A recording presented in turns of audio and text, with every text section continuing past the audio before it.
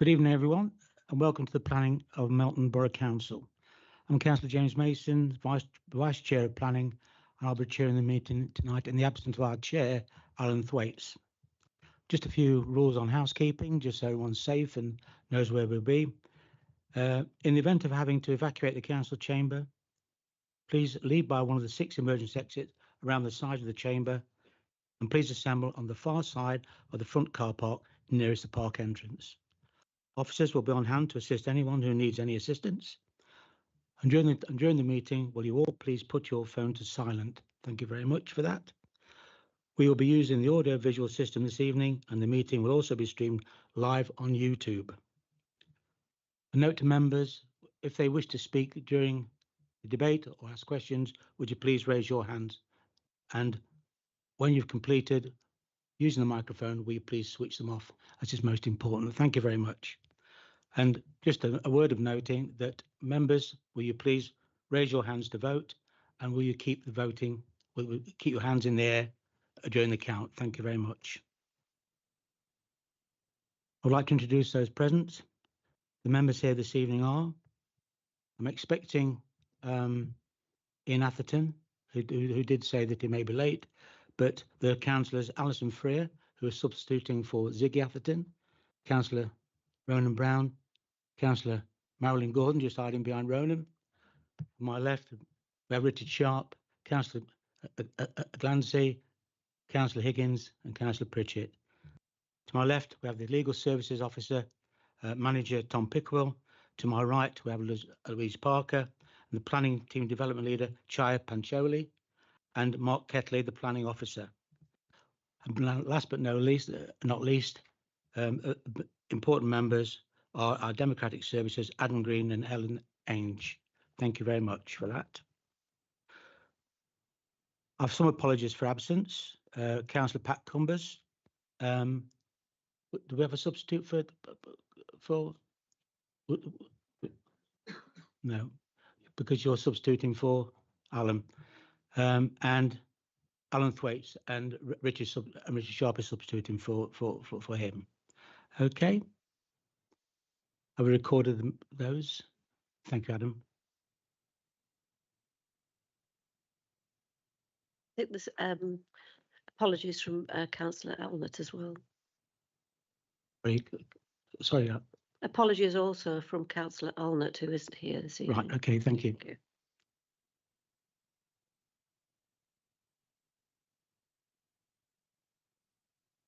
Let's turn to the minutes to confirm the minutes of the meeting held on the 21st November 2024. Are there any? I assume everyone's got a copy of the minutes. Are there any comments regarding those minutes? Thank you, Chair. On page 3, and it's the application 230087 FUL.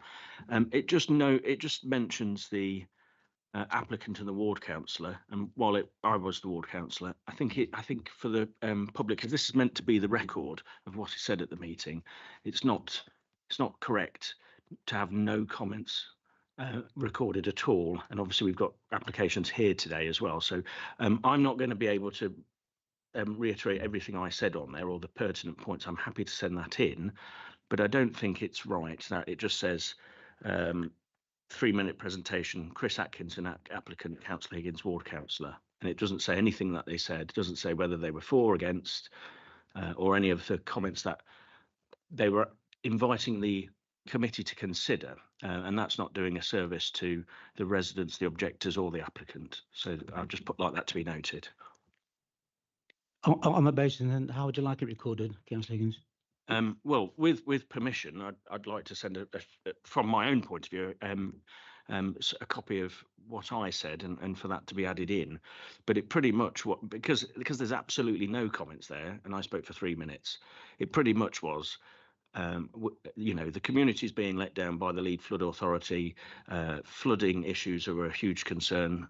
The whole thing about solar farms, all the other stuff, and quite rightly, as you had commented on here, what I would have liked as the ward council, which we secured from that, was that the drainage scheme to come back to committee. So it was things like that. But as nothing's been recorded, it's going to take me too long to reiterate all these words.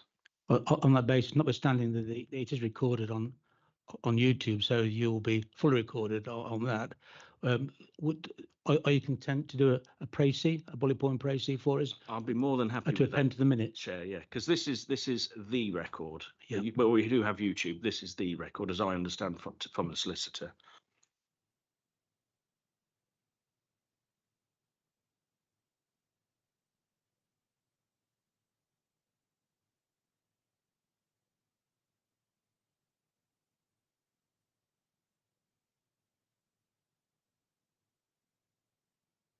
Sage advice from the legal again. If you'll have a conversation with Democratic Services to put that in order, I'm sure that we could append your comments to the minutes and they would make that happen for you. The solicitor's advice, I'm more than happy with that. Thank you.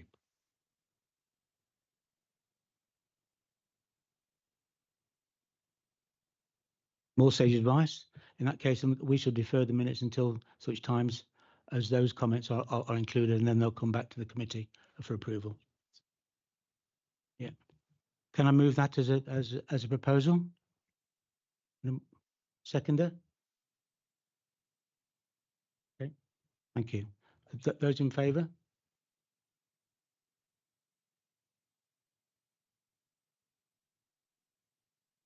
Yeah, yeah.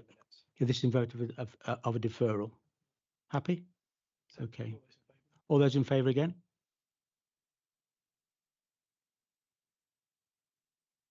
Yes, I'll vote yes. That's carried. Thank you.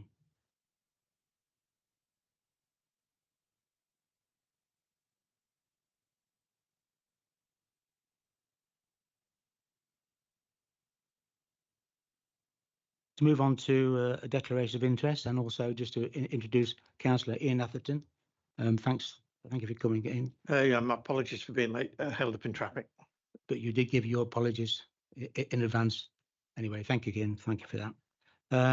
Any declaration of interest appropriate to the agenda this evening from anyone? Councillor Brown. Yeah, can I just ask clarification on if known already who may be the housing? So sorry, I wasn't at the briefing as I'm away working at the moment. For item number 2 on the Lake Terrace application, could I just clarify who the housing association is? So I may have a declaration of interest if it's the same one as the current, due to the fact of my employment status. No. I'll look for that for you whilst we go through the agenda and make sure you know before the item. Just to put it on the record, if it is NCHA, the organisation I work for has a significant contract with them where they provide services for. So if that is the case, I would step out of the meeting. Okay.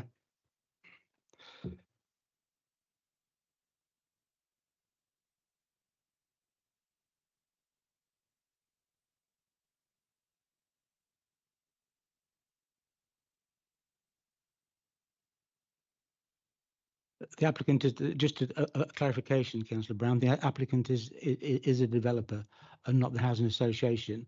But if you feel that it is appropriate, if it does turn out to be that housing association and you wish to step down, that's fine. Thank you.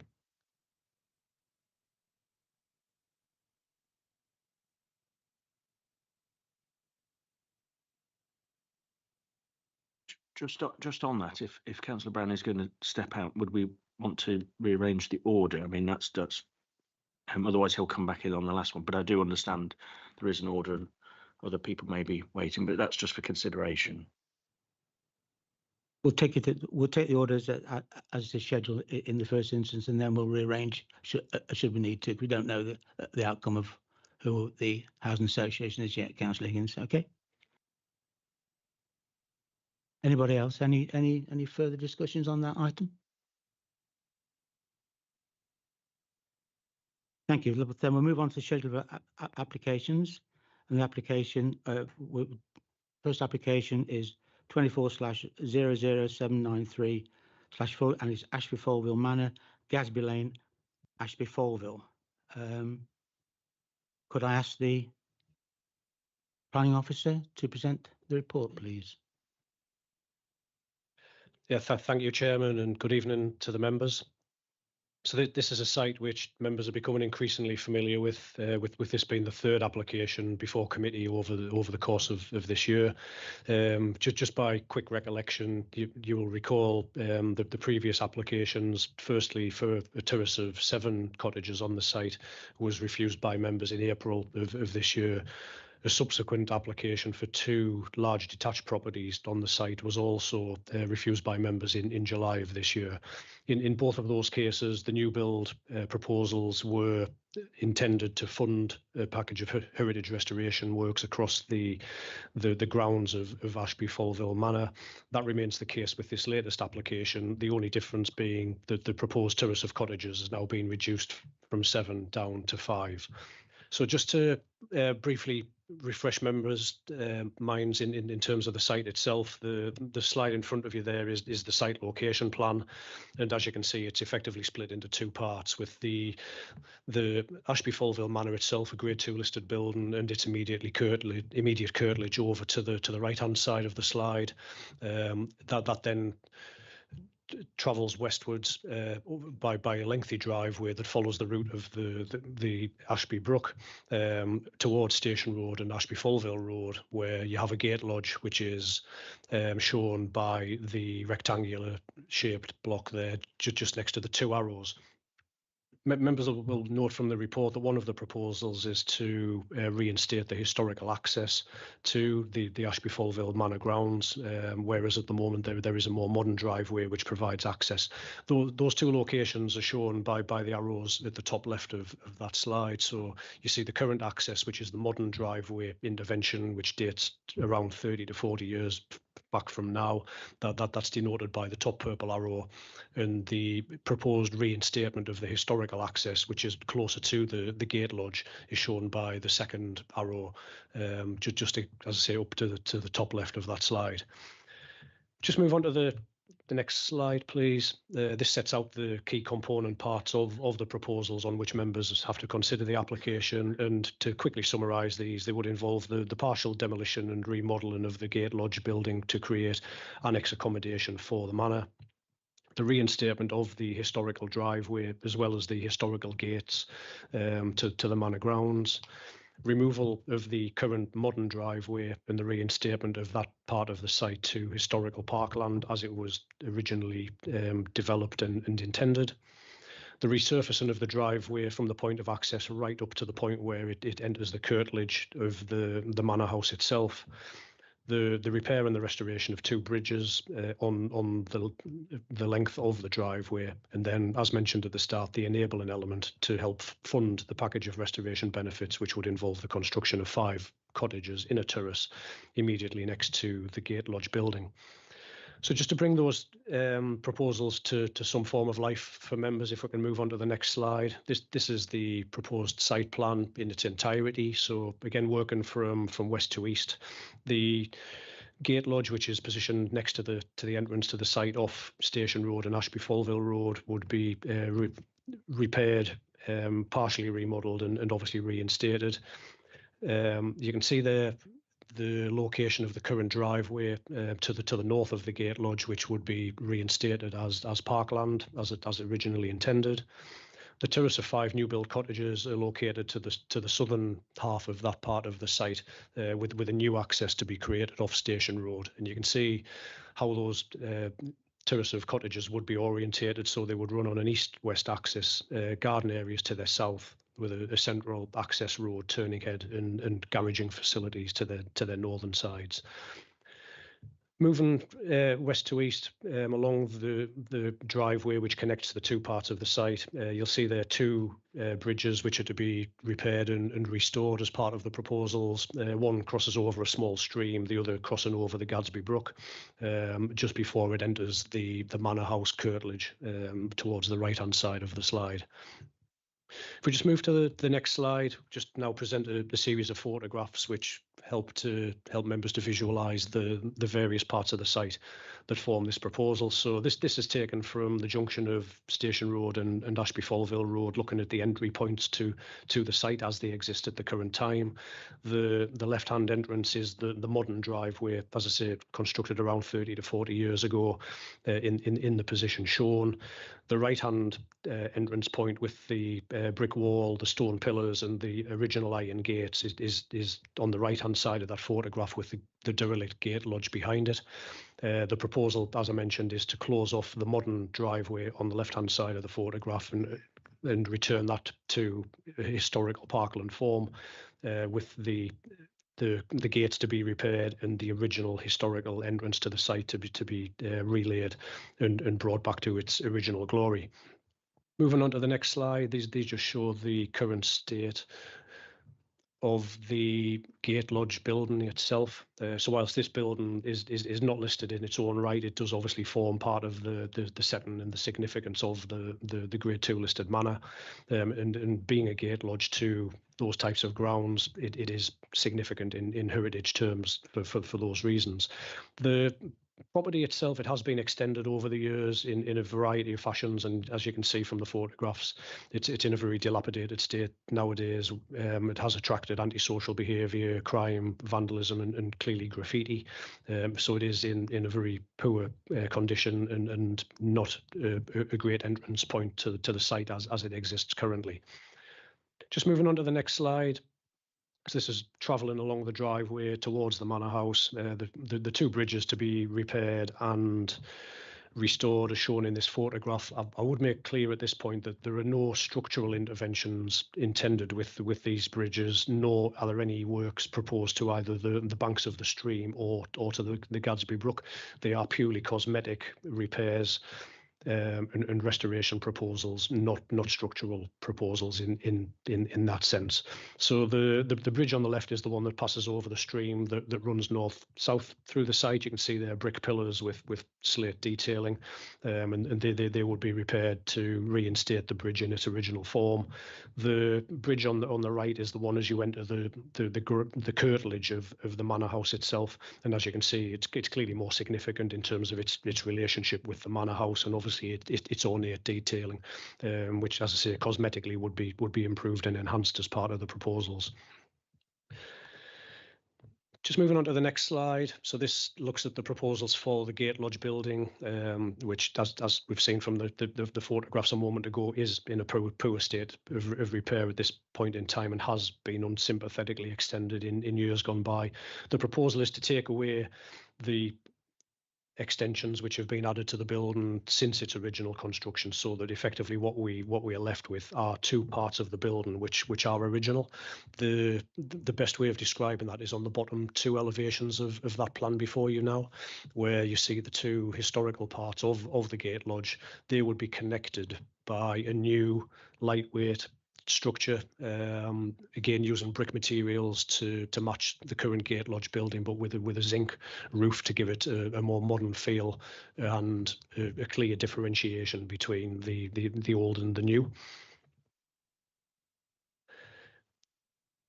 Onto the next slide, we just here take a slightly closer look at the proposed terrace of cottages to the south east or to the rear of the gate lodge building. So this just looks more closely at those particular plots.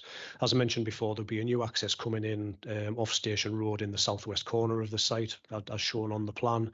That would then sweep around into a central access road and turning area. The properties themselves would be on the south side of that roadway, positioned on an east-west axis. They would face north towards the access road and the garage and facilities for each of the properties, back gardens to the rear, extending down towards the southern boundary of the site, as you can see. And then the next slide is 3D visuals that have been provided by the applicant to demonstrate how the proposal would look. So the cottages would effectively be 1.5 stories in height, again constructed of brick with slate roofing to match the local vernacular. You can see the central access roadway there running between the properties and the garages on the left-hand side of the visuals, which would be intended to serve each of the individual properties. And On the next slide, again, just more visuals. The top one of these clearly being a bird's eye view looking down onto the proposed development, and the bottom visual being what you would see when you've pulled off the new entrance into the site off Station Road as you approach the houses themselves. So onto the next slide, and this is just to very quickly summarise the main considerations that are set out in the officer report. The starting point here is that development is proposed in the open countryside, and therefore, with it being a housing proposal, there is an inherent policy conflict with both the local plan and the neighbourhood plan. However, there are significant heritage restoration benefits to be derived from this scheme in officer opinion. It has the support of the conservation officer, and that's on the basis that this is an opportunity to restore the manor grounds back to their former and original glory. Allowing an element of new build development in order to fund the proposed heritage restoration works in officer opinion and on balance would outweigh the conflict with policies SS1, SS2 and SS3 of the local plan and policy HBE1 of the neighbourhood plan. Next slide, please. Viability information has been submitted previously in relation to these proposals. The very first proposal was for a terrace of 7 cottages on the site. A terrace of 12 cottages on the site, and at that point the applicant's viability appraisal was independently reviewed by an expert surveyor on behalf of the council. The conclusion of that was that a scheme of 12 cottages would effectively wash its face in terms of covering the cost of the package of heritage restoration works that are being proposed. The application that was before you in April of this year for 7 cottages created a financial deficit in terms of delivery of those heritage restoration works, and clearly the reduction now to 5 cottages on this proposal before members results in an even greater deficit. Nevertheless, the applicant is committed to bridging the funding gap with the works to be secured through a unilateral undertaking that the applicant has already submitted to ourselves. The commitment given in that unilateral undertaking, which is a legal obligation under Section 106 of the Town and Country Planning Act, is that they would deliver the package of heritage restoration works before any work commences on the new build development proposals. So on balance, it is recommended that the application is approved, subject to the conditions and the matters that are contained within the report. Thank you, Chair. Thank you, Mark. Succinct to the point as always. Could I ask the committee if there's any points of clarification, questions that they wish to ask the officer on the report? Councillor Pritchett. Thank you, Chair, and thank you, Mark, for that focused presentation. You mentioned 2 bridges.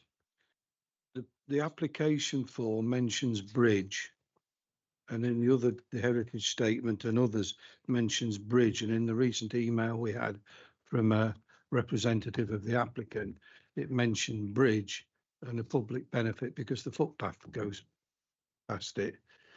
I mean, have I missed something here? That there's 2 bridges and not 1. Yeah, thank you, Councillor Pritchett. If we could just go back to slide number 7, which is the photograph of the 2, or photographs of the 2 bridges, please.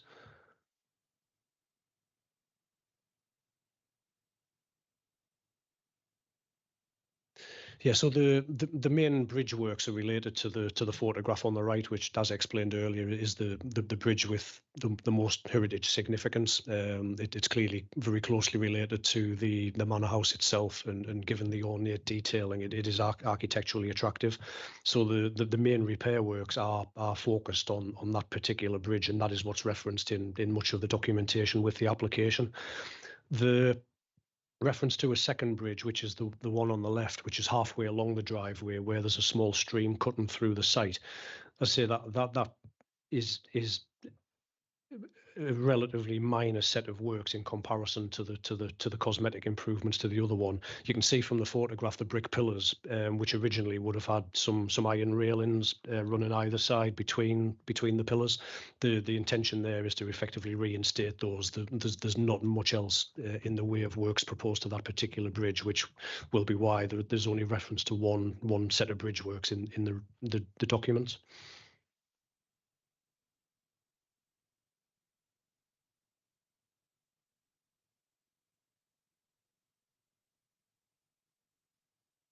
Don, The- Don, would you use microphone, please?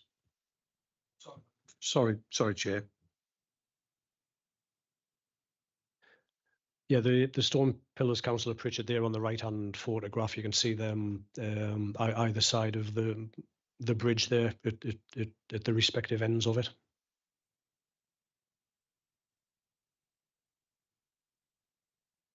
Don, we switch microphone off, thank you. Anyone else? Councillor Ganti? So, look back at the plan of the 5 two-bedroom cottages. Is there any visitors parking there? Because there's only enough sufficient parking for the homeowners, but we know that 5 houses will have visitors, and obviously, what's going to happen? The cars will be parked all over the grassland.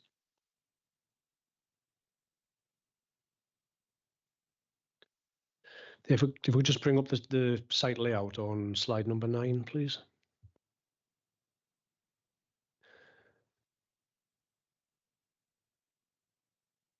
Yeah, thank you. So there is no dedicated visitor parking on this proposal, and County Highways have not raised any issue or objection to the scheme in that respect.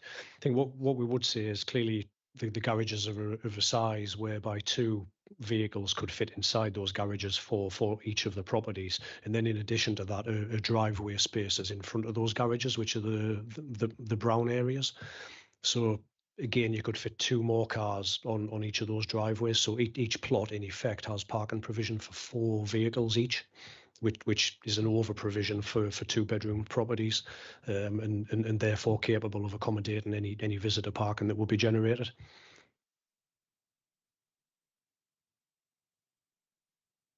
That's miles around the room. Anyone else? The Sharp? Thank you, Chair.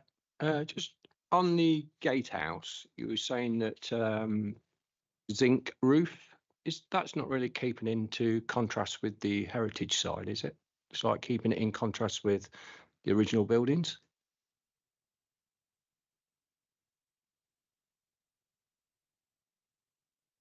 Yeah, so at the moment, the 2 original parts of the gatehouse, which are to be retained as part of the proposal, they're clearly red brick with pantile roofing. I think what the developer has tried to achieve here, they're proposing a red brick link, but with a zinc roof to provide some form of visual contrast between the 2 original parts of the building and the new link in between, which so that the new or the modern intervention can be read as exactly that, and so that the original parts of the gatehouse stand proud. That does reflect good practice in heritage terms, where differentiation between old and new is encouraged by Historic England and also by the council's own conservation officer. Happy with that. Thank you. Any more questions? If not, I'll move on to the speakers. Thank you. The speakers for this application, both for and against, and are. Can I call on Councillor John Simon to come to the, thank you, to the desk, please? I can recognise your face, Councillor Simon. Do you know how to work the microphone? That's fine. So you are okay. So as soon as you begin your speech, you'll have 3 minutes. After 2.5 minutes, my friend on the left will give you a reminder that you have 30 seconds left. Thank you. The parish council opposes the application for 5 houses, but not for the balance of the application. The proposal for the houses flies in the face of the local plan policies SS 1 to 3 and the policies of the Gadsby Neighbourhood Plan HB 1 and 3. The proposed houses, which if approved, would be built in open countryside. It's accepted by the planning officer that the proposal is unsustainable. This is the 3rd time this year and the 4th time overall that the applicant has applied to develop housing on this particular site. And on the the last 2 occasions, the committee refused the applications word for word for the same reason. And I paraphrase that The location is unsustainable with limited local amenities. There's no proven local need, and that limited heritage benefits of the proposal do not outweigh the significant harm caused by the unsustainable location of the development. What has changed? Only the marginal reduction from 7 to 5 houses. There's no proven need for development in the parish. Indeed, a housing survey has recently taken place in August of this year, and the parish council was told that the results would be shared in mid-October. We've heard nothing, and one can only assume, therefore, that there's no current unmet need within the parish. One of your colleagues mentioned the question of parking. These are supposedly 2-bedroom houses, but they seem to have the luxury of a dressing room and study, which could easily be used as a 3rd bedroom, and therefore this would increase the parking problems which might arise. As he says in his report, it's accepted by the planning officer that this does not constitute enabling development. The officer suggests that the lodge works would enhance and restore the overall setting and significance of the manor. Why then do the plans indicate there's to be a hedge between the lodge and the restored drive, which would obscure the lodge? This building, the lodge, is in any event a long distance and out of sight of the manor, and in a completely different architectural style. You discussed earlier on in this application the bridge, but that's not visible from the road, and therefore any benefit would not accrue to the public. We've not been shown, sorry. Finally, the suggestion is that the lodge is in some way a historic asset. However, it is not even listed in the neighbourhood plan as a non-listed heritage asset. The parish populace do not therefore consider the lodge to have any historic or architectural significance. And on that basis, the parish council urges you to follow your 2 previous decisions and turn down this application. Thank you, Councillor Simon. Just remain there for a minute, please. Does anyone within the committee have any questions of Councillor Simon? Then you're free to go. Thank you very much.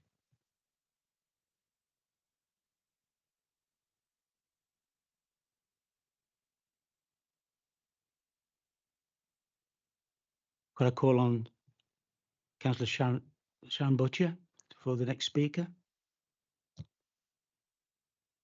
I'm sure I don't have to tell you, Sharon, how to use the microphone and all the buttons and the bells on it. Thank you very much. I know, yes, that's made quite clear. But out of courtesy, I'll call you the councillor. So the same rules apply, though. 3 minutes, and within 30 seconds of your due time, Tom will give you a call. Okay, thank you. I can see the officers support the application and the applicant has done all he can to provide a solution.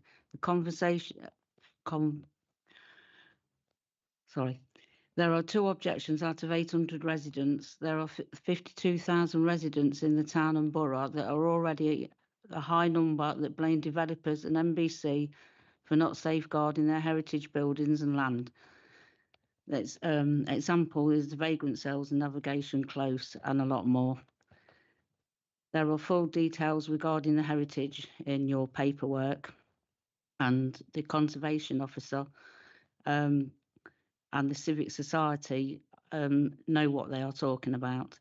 Most of the developers want to destroy the heritage assets, but this applicant wants to reunite and rebuild the gatehouse to its former glory to connect with the hall. The passion to keep the gates, rebuild the gatehouse and the drive and connect them both together surely should be seen as a heritage asset. The cottages would look a lot better than 2 big, large 5-bedroom houses with the garages and have less of an impact. According to Heritage England, the Heritage at Risk Register is 4,891 historic buildings at risk of neglect, decay and inappropriate builds. Historic England say Melton's trend is deteriorating. Please give the chance for the gatehouse and the lodge to be reunited and accept that there is a heritage asset value. Thank you, Sharon. Thank you very much. Has anyone got any questions of the speaker?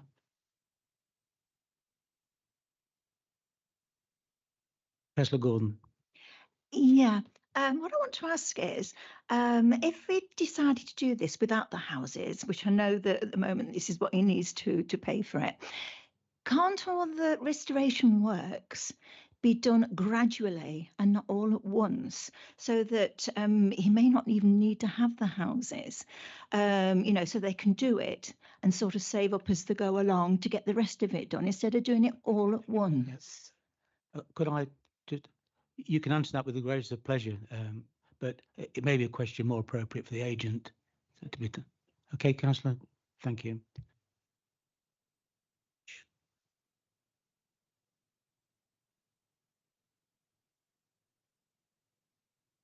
I've got a call now on Chris May of Threaths, his agent for the applicant, and he's speaking for the proposal. If you saw the little red, there you are practiced at it, and thank you very much. Again, same rules apply, 3 minutes, 30 seconds before the end. Thank you. Thank you. Good evening, Chair and councillors. You will no doubt be familiar with this site and what the applicant is trying to achieve here from the previous applications.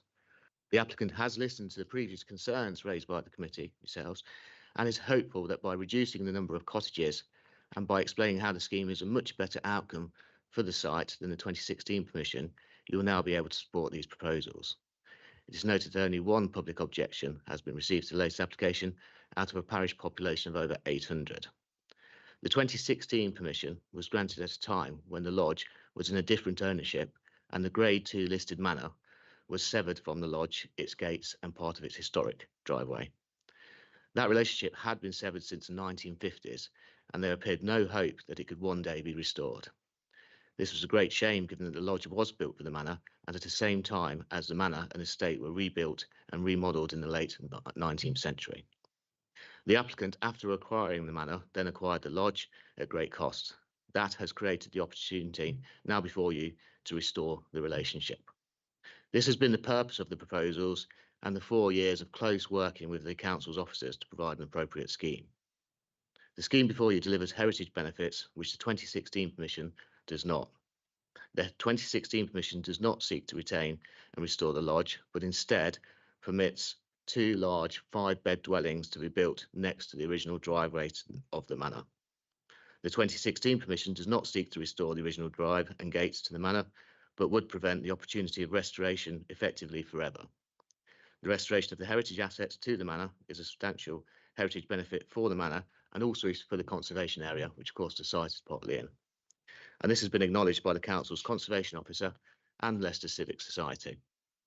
The replacement of 2 large 5-bed dwellings with smaller workers' cottages is much more in character with the manor and the conservation area as a form of development which was proposed and suggested by the council's conservation officer and again is supported by other heritage experts, Civic Society.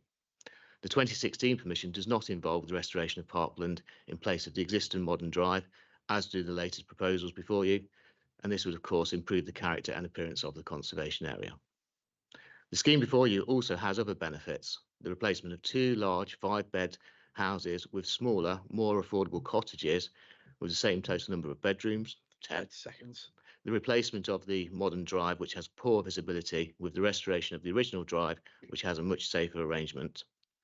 Biodiversity net gain far in excess of the mandatory requirement of 10%. Resolution of the current issues with antisocial behaviour at the lodge, which has led to much police involvement. Only one member of the public has objected, and the applicant is aware that a lot of the community is fed up with the burnt-out appearance of the lodge at the entrance to their village, and the continuing antisocial behaviour with associated police visits. As such, they want a solution to this site. Hopefully, the application before you is that solution. Can I start to wind you up now, then, please? Thank you very much. Thank you. Councillor Gordon. Yes, you've heard most of this. Yes, I can understand why he needs the 5 dwellings because to finance this restoration. But why does it all have to be done at once? Because if he could do it over months or years, he could finance it himself without the houses.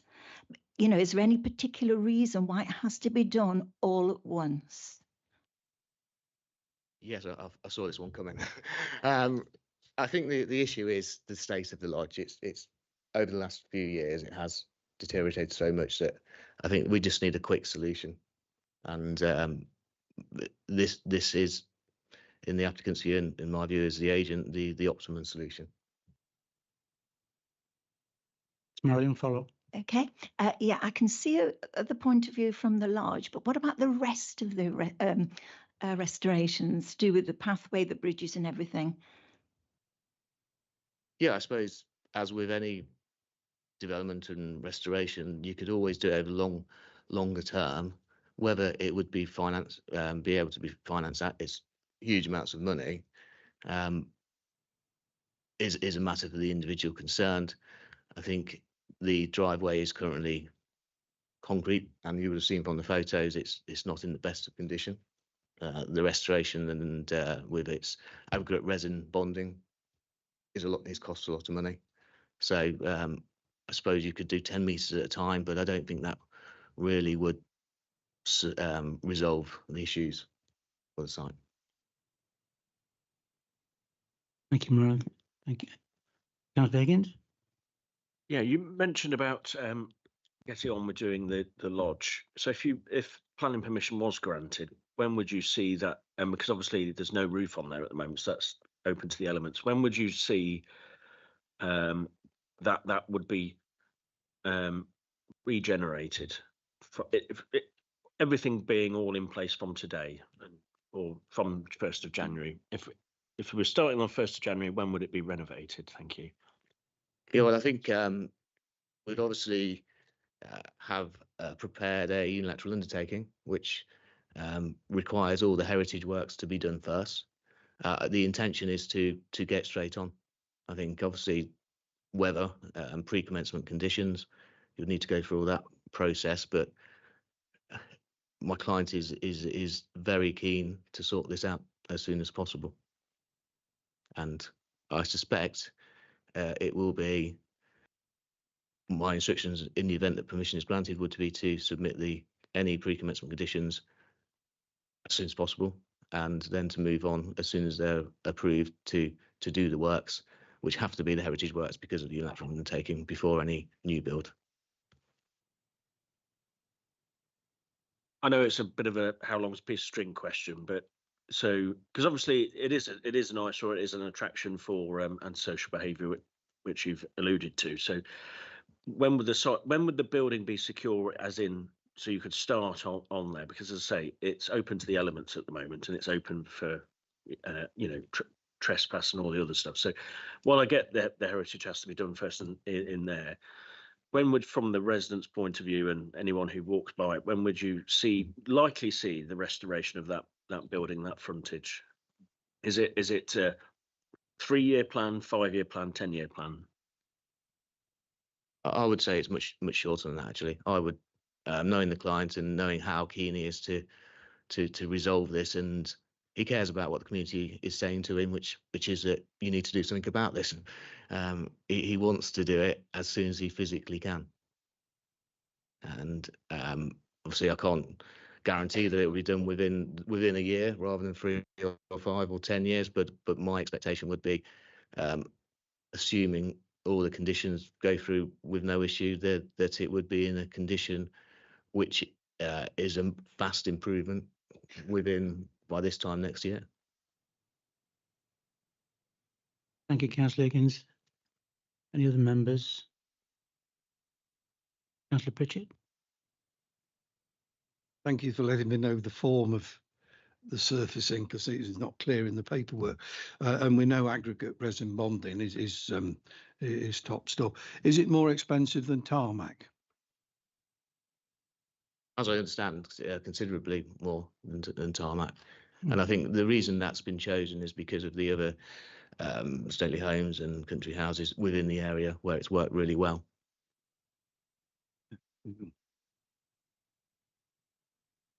Thank you, Councillor Higgins. Councillor Pritchett, any? Councillor Sharp? Just looking through the notes and that. Severn Trent haven't given any indication to do with the pumping station for it. As far as I'm aware, they haven't objected, but the proposal is to link into the pumping station, which is further into the village. The applicant owns all the intervening land, and as the road bends around the corner into the village, I think it's still Station Road, but I may be in that wrong. There is a pumping point or connection point just on the other side of that road. But there's been no yes from Severn Trent, has there? I understand, and I'd have to check this, but the drainage consultant did liaise with them before. Well, it should be really in the plan. If you've spoken to it, it should be in there. Yeah, as I say, I'm not 100% sure, but a drainage consultant, the engineer who prepared the drainage strategy, their usual practice is to speak to the appropriate water authority, and I think they have done this in case, but I can't be 100% sure. I suspect that could be easily clarified, but in any event, it would be sorted by a condition. Thank you. Any further questions? I have a couple. Just thank you for the letter that you sent to all committee members. That was prior to the meeting. There's just a couple of things on it. Well, perhaps one really. You've answered most of the queries that I would have had. Although I can agree with you about the destruction of the connection between the lodge and the driveway. You also mentioned the destruction of the original lodge in association with the 2016 consent. Can you enlighten me why it would be destroyed? Yeah, I think I'd expect everyone has seen the site, but over the last few decades, the original lodge form has been extended, not in the most appropriate manner in my view, and it's left a bit of a very strange building in the way it's been laid out and extended and changed over the years. The 2016 permission basically creates 2 5-bed dwellings next to each other in that space and subsumes a lodge as part of that. So what the point I was trying to get across there is that by effectively keeping all that unattractive extensions over the years, and indeed extending it further as permitted by the 2016 one, the original form of the lodge as it faces the driveway and as you're coming around the corner from the public highway, you won't appreciate it as a lodge anymore.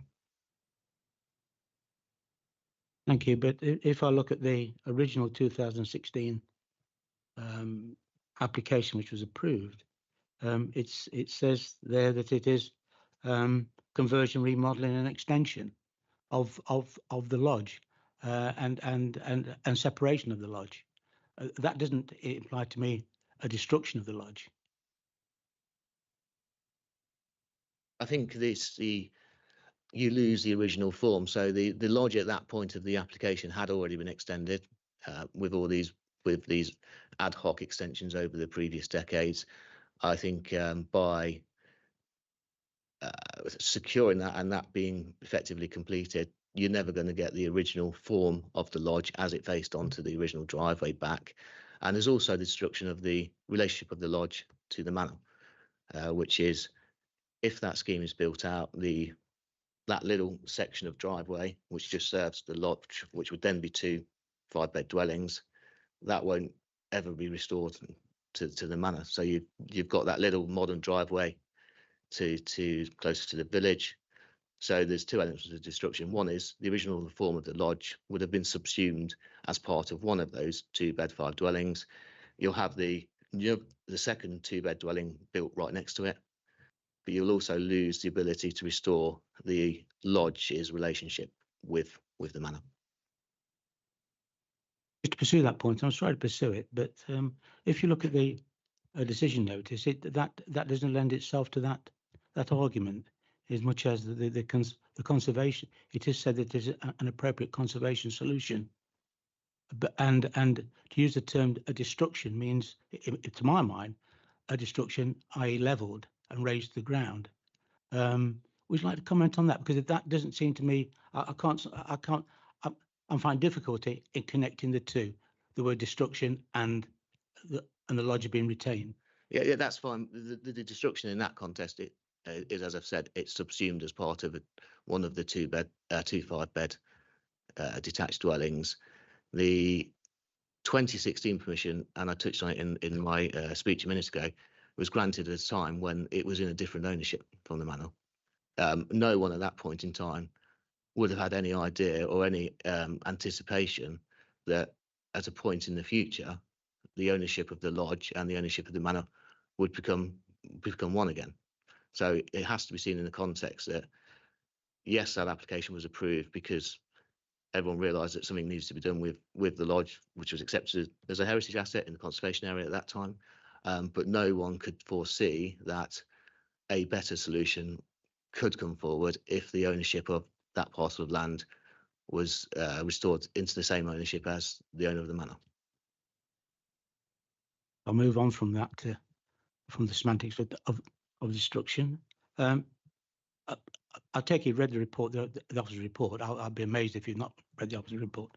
And at paragraph 6.4, I know you've not gone in front of you, so I'll just refresh our memories. We have to take into account the new version of NPPF, and indeed paragraph 203, and that deals with heritage assets, and it also deals with heritage assets in face of the community. I'll give you for instance, when we're weighing up in the balance of these things, the desirability of new development making a positive contribution to the local character and distinctiveness of place, and the positive contribution that conservation of heritage assets can make to sustainable communities, including economic viability, and it goes on. I'm not going to erase that with you, but what I'm trying to establish is what, if this was passed tonight, if we approve the application, what contribution would it make to the community of Ashby-Folbill? Well, in heritage terms, it would enable the original form of the lodge to be brought back. It would have enabled the lodge, the drive and the gates to be restored to the manor, which is a really important relationship. I think you, whenever you visit manors, you tend to go down a very nice tree-lined drive, not I think it's 40 years ago, someone put a load of aggregate down and not drive that next to some dilapidated gates and the old lodge house. So I think the connection with the manor is really important. It is in the conservation area as well. So this is the edge of the conservation area. I don't think anyone would say that the current form of the lodge, the current segregation of this driveway from the manor and the current state of the gates is making a positive contribution to the conservation area. It would be in the public interest to improve the character and appearance of the conservation area. Thank you. But please know I've finished my questions. Is there anyone else want to follow on to that, or no? I don't do that. Thank you very much. Thank you very much for coming. Thank you.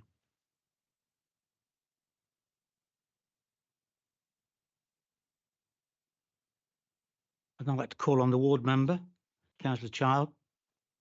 I'm not going to tell you how to work the apparatus. Councillor Child, I know you know it.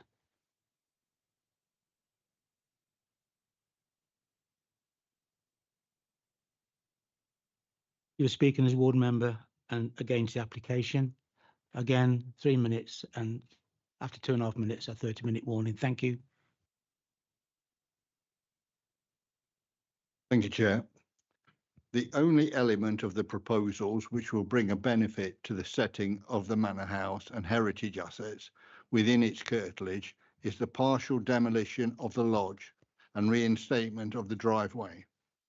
The remaining elements will undoubtedly have a negative impact on the setting, particularly the construction of 5 new terrace dwellings with a row of detached double garages situated well away from the village. New housing in this location would be completely at odds with the strategic policies of the local plan. In the last 2 decades, Ashby-Folbill has had just a single dwelling built in the village.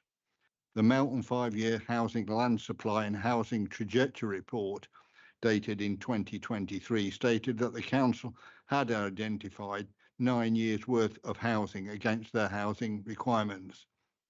If all pending consideration decision cases were permitted, this would result in an extra 65 dwellings to be built in the Gadsby ward, whilst over the last 2 years, 44 new homes have been built in Gadsby. The village is considered inappropriate for new dwellings, given the lack of employment, amenities, public transport that is very limited, and local schools heavily subscribed. This would get worse with a new development. The application is contrary to many aspects set out in the Gadsby Neighbourhood Plan and accepted by the council. It is aligned to the local plan and should be taken account of in all future planning decisions. Any development would require the diversion rerouting of an existing right-of-way. The overall visual effect of the proposal appears similar to what one might expect to see in an urban setting and is not sympathetic to other buildings in the village. It is also set in an identified ridge and furrow field with a distinct heritage value. The long-term future of the listed building is not dependent on the proposed works, and therefore the application does not constitute enabling development. In conclusion, the application is for unsustainable development, which consists with local plan policies SS1, SS2 and SS3, and in turn policy HBE1 of the neighbourhood plan, which makes clear that development will be carefully controlled in line with local strategic planning policies and therefore should not be consented. The proposed development is neither necessary nor appropriate in terms of the countryside location. Thank you, Chair. Thank you, Councillor Child. Is there any questions from the committee to Councillor Child? No? Thank you, Councillor Child.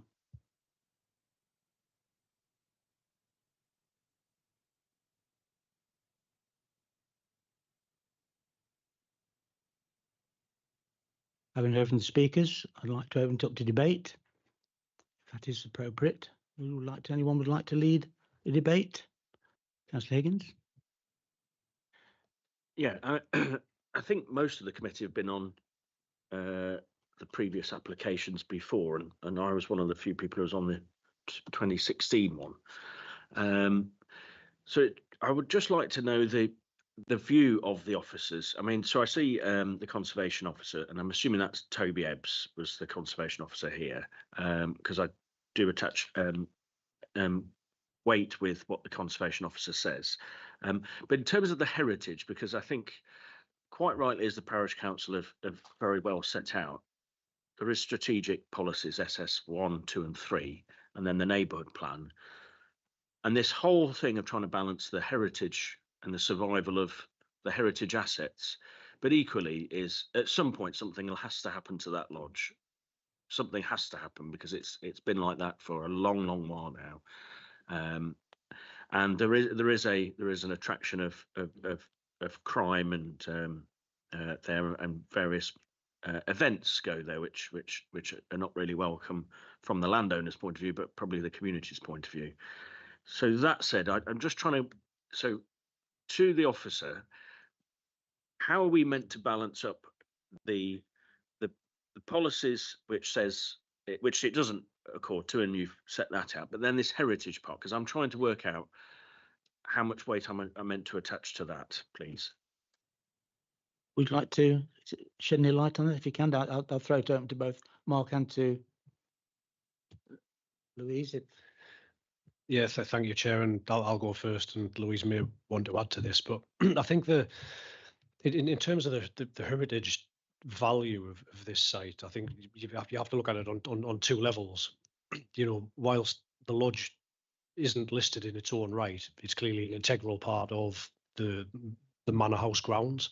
You know, as the speaker mentioned earlier, it was built at the same time as the manor house. You know, and therefore it was an integral part of the overall estate site. You know, that it's also a key part of the the setting of the manor house and the experience that you have of the estate grounds when you enter them from Station Road and from Ashby Folville Road. So in that context, in terms of the setting and the significance of the listed building, the lodge house, the driveway, the bridges, everything that we've talked through from the point of entry to the site to the point where you reached the manor house itself, carries heritage significance in that respect. The second layer is in relation to the conservation area, and clearly the lodge building in particular sits within the boundaries of the conservation area, and therefore there is also value in terms of the character and the appearance and then the setting of the conservation area that would be enhanced by the proposals before you tonight. Yes, Councillor Higgins. And so with the new houses, the smaller, I wouldn't use the word affordable because I don't think they're going to be affordable for what many people of Melton Mowbray think what is affordable because of its location. So with these new houses, because that is in an unsustainable location, they'll have to rely on the car. And I think there may be some footpaths to villages, but Barsby, there's absolutely no services there either. And the bus won't stop there, and there's even if you're posting a letter, you'd have to drive into the nearest post box. So how do I weigh that part up? Because that is going to be without a doubt unsustainable development. And then obviously I've heard what you said on this, so I'm just trying to balance that out because we've had going through it. Was it 7, 5? Then there was larger houses. Then there was and at some point. Either this goes to an appeal or this is refused or whatever it is, or it's permitted. But at some point, there's been a lot of effort and investment into trying to find an amicable solution, either from the community and the applicant. It is a little bit of a shame that probably there wasn't more engagement with the community. I don't know if there has been or whatever, but I think that would have helped a bit more for us to understand as a decision maker. But just on those houses, if you please, Mark. Yeah, thank you, Councillor. We've not shied away from the fact that there's an inherent policy conflict here. That is the starting point, and the report makes that clear that from the outset that there is a conflict with both the local plan and the neighbourhood plan, and inevitably that because you're proposing new housing in the countryside in an unsustainable location, that policy conflict is significant. Clearly, in different iterations of this scheme, when it was initially a terrace of 12 cottages and then it was reduced down to 7, the level of harm in terms of the policy conflict was greater than it is tonight with a terrace of 5. But that said, it is still a significant policy conflict. The counter argument to that, and I guess where yourselves as members have to take a balanced view on this, is whether the value with the heritage restoration works, which in our view are significant in terms of the setting of the listed building, the experience of it, and the contribution that the wider site makes to the conservation area, whether those heritage benefits, which we feel have significant value, outweigh the significant policy conflict. And it is very, very finely balanced. We cannot get away from that. Well, I'll move the debate on. I think Councillor Brown was signalling. Yeah, thank you. Yeah. So we're in the debate. Yeah, I think from my point of view is that we buy any asset, we buy it with our eyes open, and buying assets to then hope value to get planning to then enhance something. To me, is not really what one should be doing. You should be going into these things with eyes wide open and have the finances or not to do so. With regards to that, if that's the case, then we set the precedent around every application that's similar, just opening the floodgates and saying, well, if you want to buy an asset, and we'll just give you a bit of planning to enhance whatever you want to do, etc. But let's go back to the main argument here is that we're starting again to deviate away from policy. We keep getting told to stay within policy and stay in line with policy, etc. And to me, it is in conflict with SS1, it is in conflict with SS2, SS3, NBE of the neighbourhood plan, and NBE 3 of the neighbourhood plan as well. And I can't see how it outweighs the benefit of basically what will be unaffordable houses in the middle of nowhere, really, with no transport links, etc. and who is getting the benefit of this. It's not the community, it's not the public, etc. It's an individual, and that would be the same if I was looking at a big estate or whatever. It's the exact same principle. I'm going to recommend we refuse this application again based upon those SS1, SS2, 3, HBE1 and HBE3, and I'd like to see if there's a second. Are you debating or you're seconding? But I've got some debate points to make first. I can understand how the officers, they've had to evaluate the application that's in front of them. But it is possible for the gatehouse, with the extant permission, to come as a separate application. What, in essence, breaking it down, we're asked to do, we're asked to grant permission for 5 houses to fund a resin bonded drive and some personal changes and pillars to 2 bridges, basically. And I that's as I see it. I of limited heritage value in. So I will give way for more debate, but I am willing to second it if members think when it is the right time.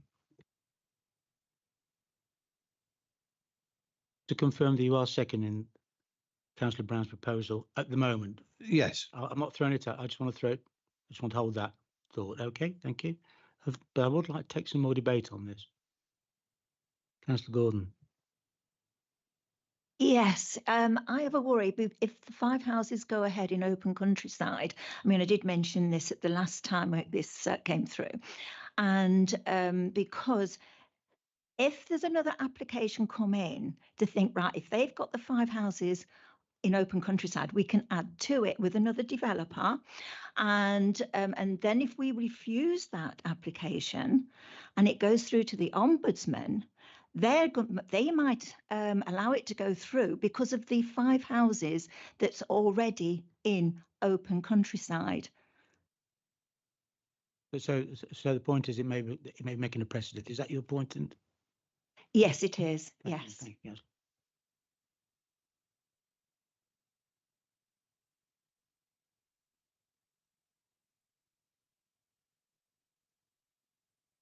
Just on that point, it wouldn't set a precedent according to the NPPF. It is so. I don't think that's up for scope tonight. But thank you for your point. Are there any more parts of debate that need to be discussed? Well, I'll just.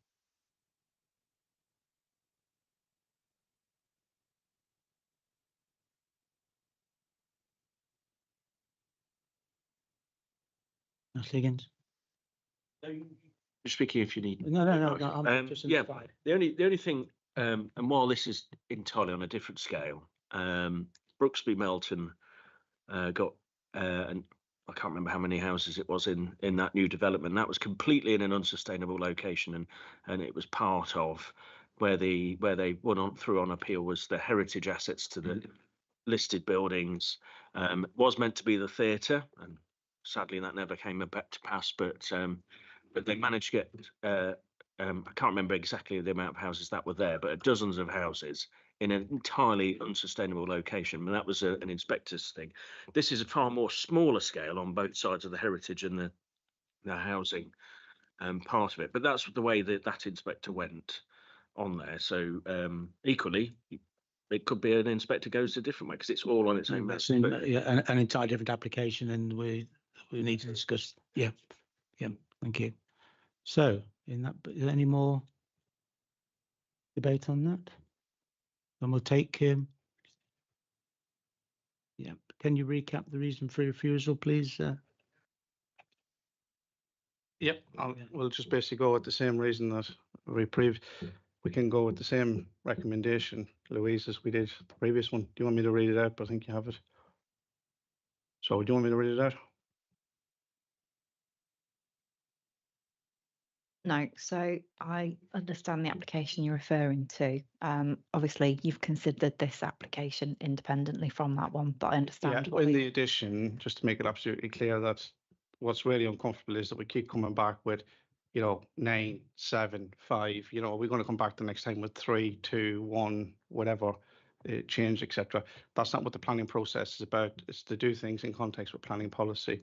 So that's what I'm looking in respect of it. I'm just saying that the wording is, we've gone now, the same principles exist in why it does not meet the planning policy, points in my view. Yeah. Yeah, so understands what you're saying. From the initial points that you raised, you mentioned something about no benefit to the community. Is that something you were wanting to include in a reason for refusal, or was that a comment? Sorry, that's a comment. It's more of it's an unsustainable location. It's more, if you listen to what I said earlier. Yeah, sorry. Thanks for clarification.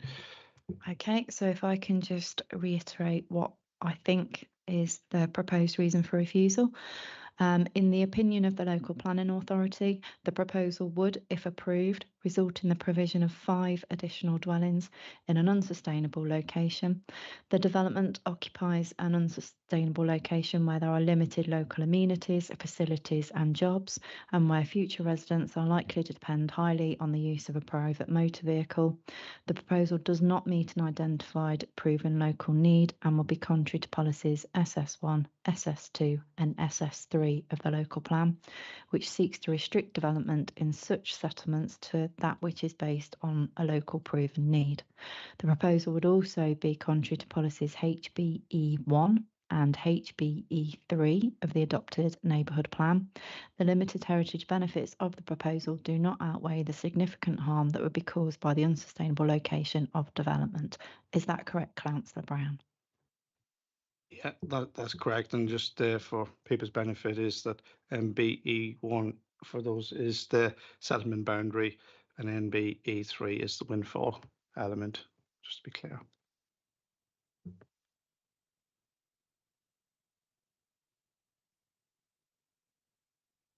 Just record that was from Councillor Brown and seconded by Councillor Pritchett.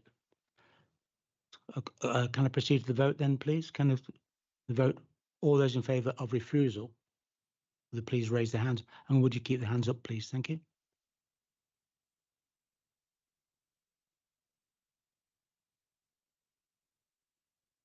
All those against?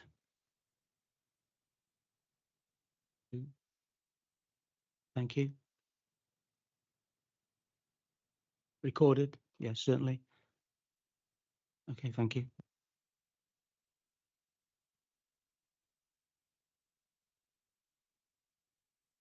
Seven for refusal, 2 against. Thank you. Therefore, the application is refused. Thank you very much.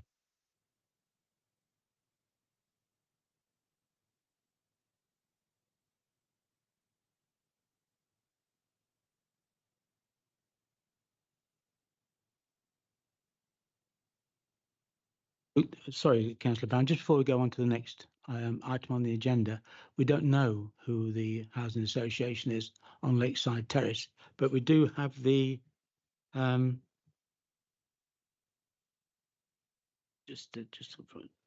the agent with us, on whether the agent can throw any light on it, so that we can, so you can give your, who is the agent? Could they make no? I'm sorry to have to accord the front, but could you give us some idea of who the housing association it would be on this site, or who is? Oh, that's then are you content to stay in the room then, Councillor? I presume that's okay, Solicitor, yeah. Yeah, thank you.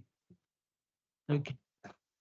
So I'd like to move on to the next application, which is 22/00404. It's field OS 4100, Lake Terrace, Melton Mowbray. And I'd like the planning officer to present the report, if she would. Thank you very much. Yep, thank you, Chair. It's me again, I'm afraid.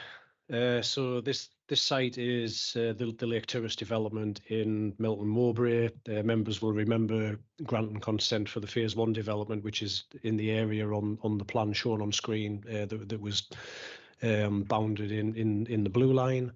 This proposed phase 2 development is located to the northeast part of the land.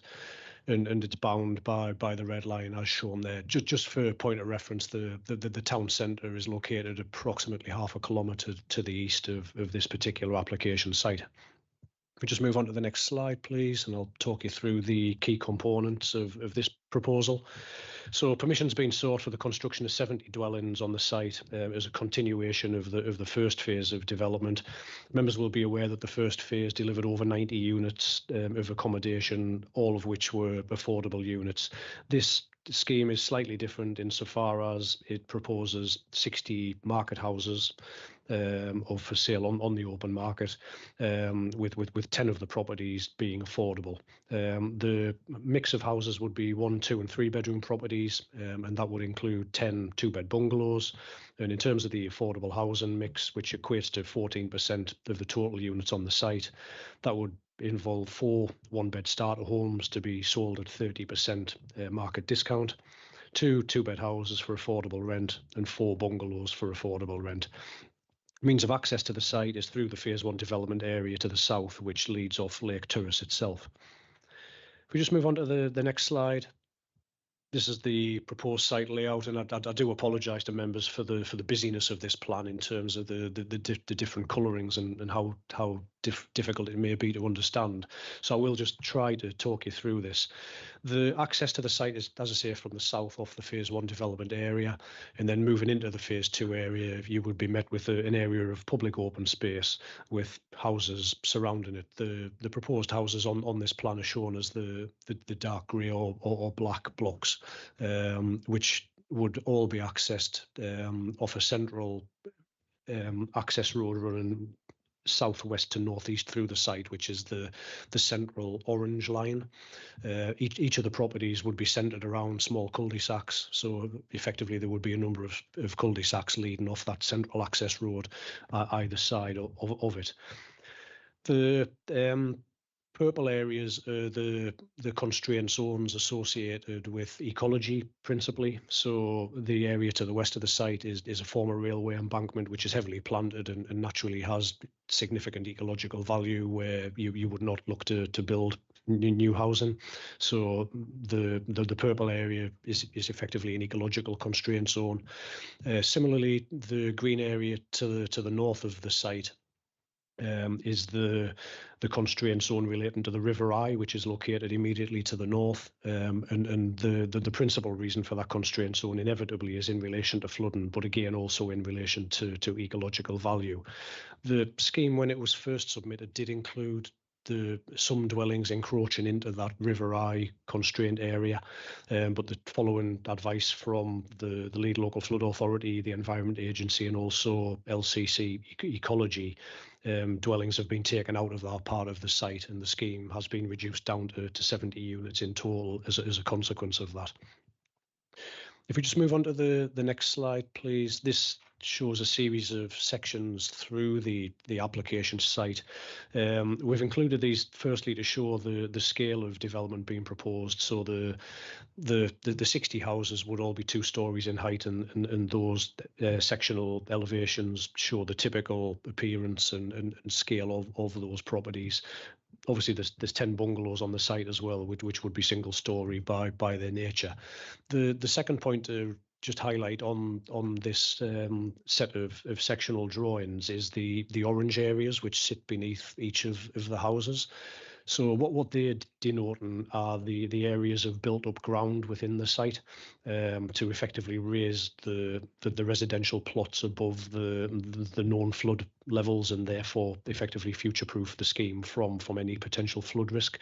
Members will note from paragraph 8.46 of the report that permission was granted under a separate application earlier this year for the flood alleviation works that ultimately enable this development. So the raising of the ground levels shown by the orange areas on those various sectional drawings, they already benefit from planning consent and are not up for consideration in themselves by members as part of this application.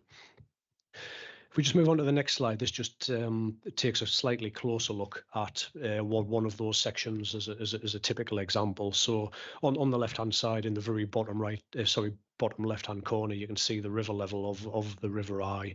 You can see the current ground form, which is the grey area, rising above the level of the river towards the proposed development plots. And then you can see the shaded orange area, or it may appear brown on that slide, which is the additional build-up of land, which, as I say, already benefits from consent. So effectively, the scheme is future-proofed in terms of flood risk as a result of those previously consented works. I haven't included individual elevations of each of the house types for the scheme, and I'm sure members will have seen those on the council's public access system. But what I have included on the next slide, following a query from a member earlier in the week, is the proposed bungalow floor plans and elevations. So if we can just move on to the next slide, please. This one shows what's called the M42 standard bungalow. Now, when we refer to M4 standards, that is a building regulation set of criteria. It's not necessarily a requirement of the planning process, but I do feel the need to explain it because the applicant in the description of the development has referenced M42 and M43 bungalows. So the M42 bungalow type is what's referred to as an adaptable bungalow, whereby it's designed and built with the capability of being occupied immediately by an elderly person, but it also incorporates fixtures, fittings and other features whereby they can be easily adapted for older people as they age and evolve into the latter years of their life, and ultimately their health requirements may dictate for further alterations. So a typical example or examples of this are plug sockets being set at a certain height where they are reachable as people get older, and also the proposed bathrooms in the M42 bungalows, they're more than capable of being very easily stripped out and turned into a shower room so that they become accessible for wheelchair users in the future. So they are an adaptable product. If we move on to the next slide, which is the M43 bungalow type, and bear in mind that both of these types of dwellings are proposed on the site. These are already what's referred to as an accessible dwelling. So these are already wheelchair accessible. Floor levels are set at a point where they can be accessed from the outside without having to go over a step at the front door, for example. There's already a shower room incorporated, doorway widths are wider than normal, and so on and so forth to ensure that they are accessible for wheelchair users. So just to quickly run through the next slide, and this is the summary of the main considerations that are set out in the report. This particular site is not allocated for housing in the local plan, but it is located within the defined Melton Mowbray main urban area. It is a highly sustainable location for new housing, being located just 0.5 kilometre from the town centre. It's also the continuation of an existing development site, with this being the phase 2 part of the scheme, as mentioned at the start. The housing mix in this particular case is weighted more towards a higher proportion of smaller properties than what local plan policy requires. However, it is considered to be acceptable for this location, being so close to the town centre, and also being inclusive of the bungalow provision, which I've just explained. As also mentioned previously, there are 10 affordable properties, which exceeds the policy requirement in this case. If we move on to the next slide, please. This just continues the summary of the main issues. So officers feel that the layout, scale and design of the proposal is acceptable, and there are no objections from any statutory consultees in relation to technical or environmental considerations. That said, the proposal would not make any financial contributions towards infrastructure requirements under Section 106, and by implication, the application is therefore in conflict with Policy IN3 of the local plan. Members will see, however, that a departure from Policy IN3 is considered to be justifiable for the reasons that are set out at paragraph 8.60 of the officer report. So on balance, Chair, the recommendation is the application is approved, subject to the conditions that are set out in the report and subject to the Section 106 agreement, securing the affordable housing provision and also a late stage viability review mechanism to capture any underspends that can then be invested in infrastructure provision. Thank you. Thank you, Mark. That's an excellent report. Thank you. Could I ask members if there's any questions of the planning officer on this application? Richard?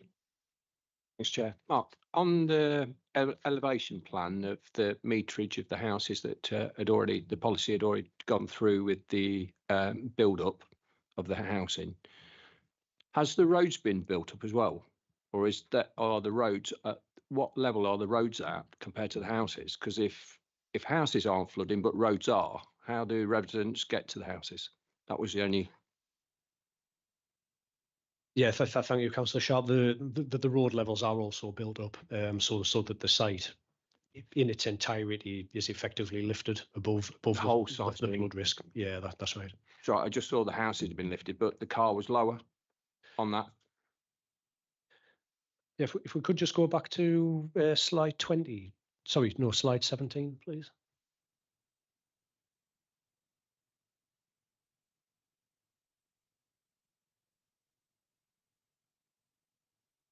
Yeah, I think that one is probably the best example. So the clearly the access and the driveway for that particular property, which is a typical elevation, has the car at the same level as the entrance to the property.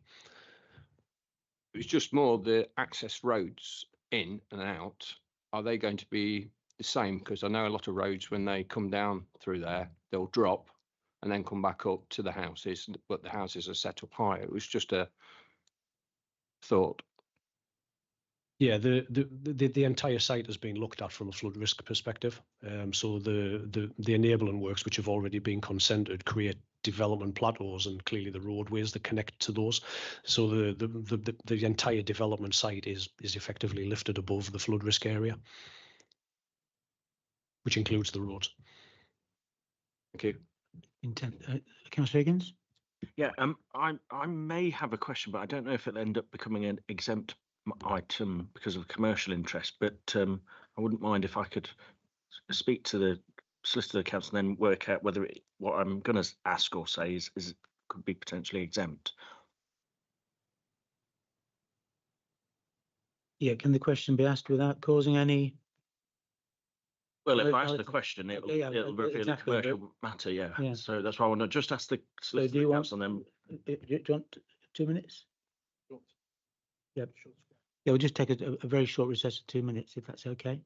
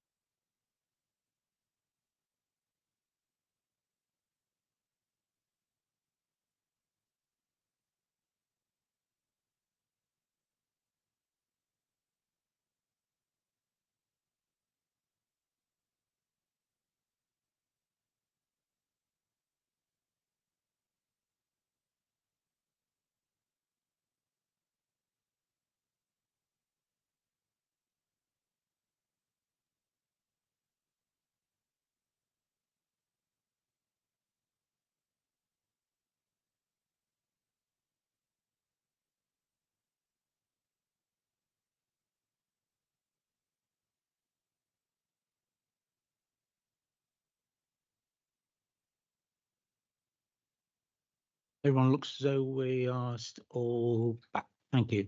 Carry on. Thank you, Chair. Yes, just to confirm, the question that was asked sits outside of the planning remit in any event, so it's not relevant to this committee. So move on. Any other questions? Councillor Atherton. Yeah, can we just go back to the site layout plan briefly, please?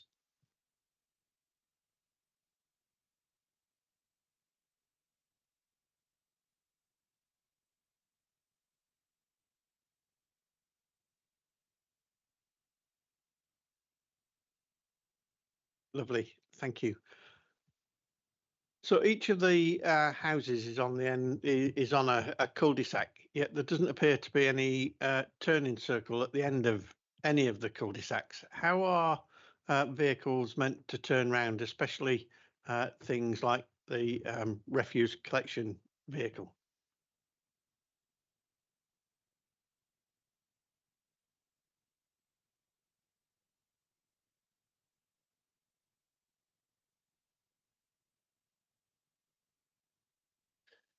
Yeah, I mean, there are some turning areas within the site, so they are difficult to pinpoint on the screen, being at such a small scale. But at the far eastern end of the site, for example, there is a turning area coming off the main track.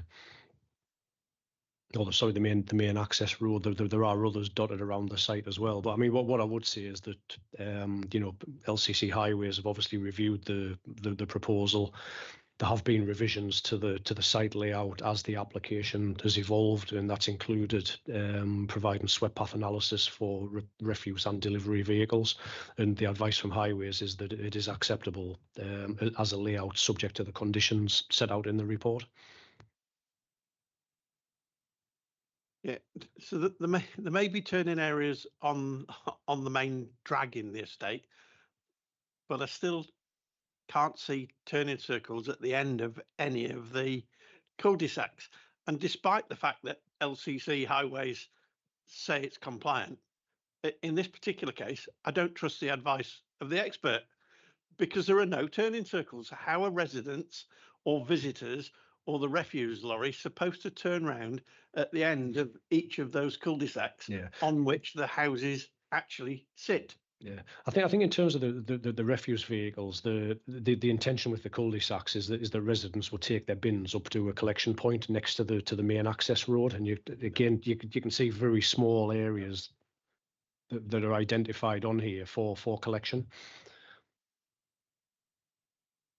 I appreciate that doesn't answer the question in relation to other delivery vehicles. If I can just, what would you like to ask the question? The agent will be speaking on this. Would you like to ask the agent to that? No. Thank you. I think Alison Freer was. Thank you, Councillor Freer. Thank you, Chair. I don't know if this question is supposed to be aimed at the officer, but when I looked at the picture where it had the water level, it kind of gave the water level at a specific height and said that the houses were built up to avoid the floodplain. At what point is that water level taken? Is it an average of the year? Is it a typical part of the season where it would be drier? I just wanted to understand at what point do we see that water level and where does it come from?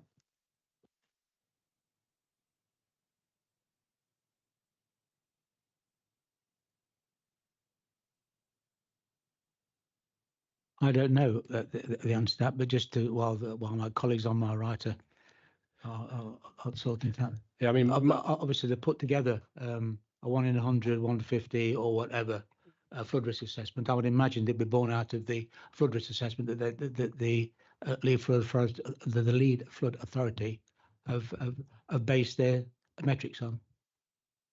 Yeah, I mean that's absolutely correct, Chair. You know, there's clearly a lot of modelling data goes into the preparation of this in terms of modelling the flood or the river levels.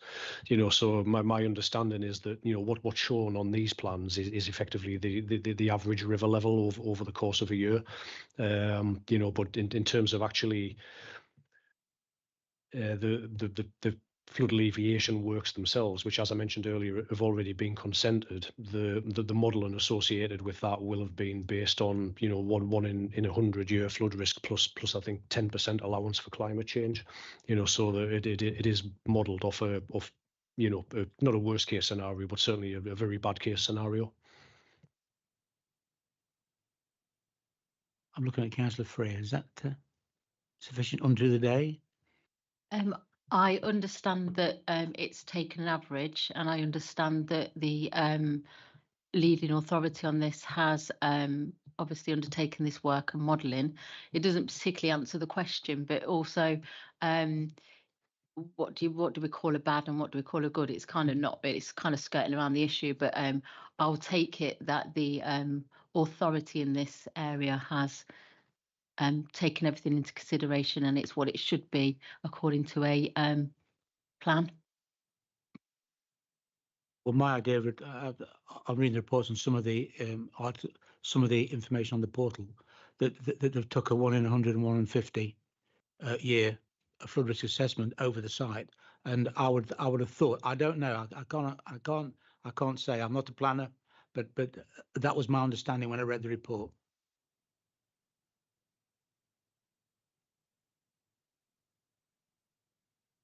The questions of our planner? No. Okay, in that case then, maybe that question, some of those questions could be asked of Lance Wiggins of Line Planning, the agent who's come to speak on behalf of the application. You see the familiar? Are you familiar with the technology? There's a little. Well, there's a little. You'll see a little red face. Press it, and there you go. So implied. 3 minutes, 30 seconds to go. You'll get the call from Tom. Thank you, Chair. Good evening, Chair, members. Thank you for the opportunity to speak in support of this application. Naturally, I'm pleased to see a positive recommendation. As your officer's report advises, we've worked with them to revise the application to address any concerns, and including by reducing the number of houses from 77 to 70. I share your officer's view that the application accords with the development plan and with the relevant guidance provided in the National Planning Policy Framework.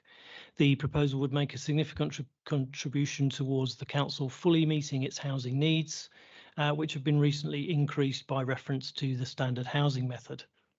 The scheme proposes 60 small market houses and bungalows, for which there is considerable demand.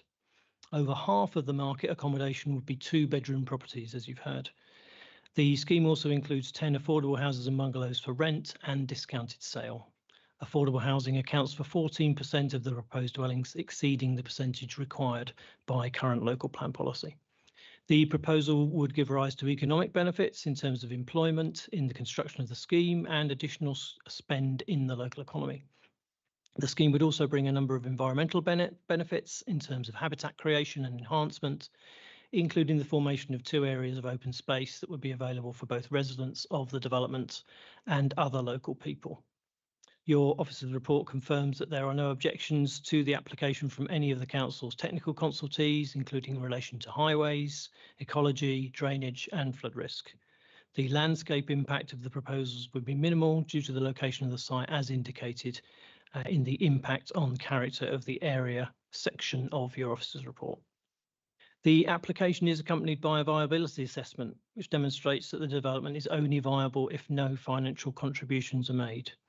The viability assessment has been independently verified by qualified and experienced surveyors appointed by the council, and they confirm that no contributions should be paid. I appreciate this will be disappointing to members and to the relevant consultees. However, the legal agreement relating to the development contains a review clause, which would enable contributions to be paid in the event that the abnormal costs of the development are lower than envisaged. In addition, the development is subject to an overage agreement, whereby money would be paid to the borough and county councils. This agreement would yield approximately 580,000, which could be spent on infrastructure according to the authority's corporate priorities. The scheme is well designed and would be an asset to the borough. The proposal would give rise to environmental improvements to the site and no significant adverse effects would result. I hope that members will support your officers in delivering this high quality proposal by approving the application. Thank you. Thank you very much. Would you like to stop there for a couple of minutes, and I'll invite members. Councillor Atherton.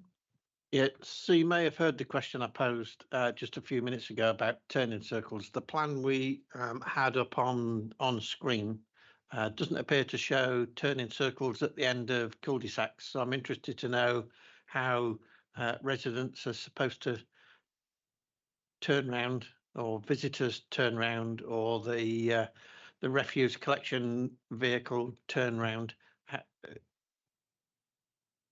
Yes, thank you. Through you, Chair. Yes, I've obviously got a version of the plan that I can zoom in on, and it confirms that all of the private driveways, perhaps except one, have a turning head, and the one that I'm looking at that perhaps doesn't have what you would maybe consider a traditional hammerhead does have an area in front of the parking spaces. This is a private driveway that serves plots 13 to 20 something, 22, 23. Does in fact have a turning area available in front of two people's car parking spaces.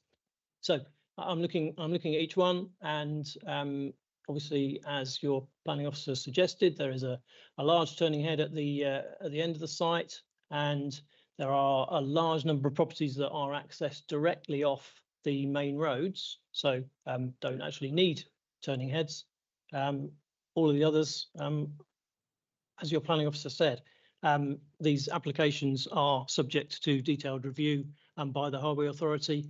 They are not backward in coming forward if they feel that there is something wrong with a particular layout, and they will point out that it would not be available for adoption if there was a concern in any respect in relation to something. So is the plan you're looking at the same one that we had on screen? Can we put it back on screen, please, and zoom in to the areas at the end of one of the cul-de-sacs?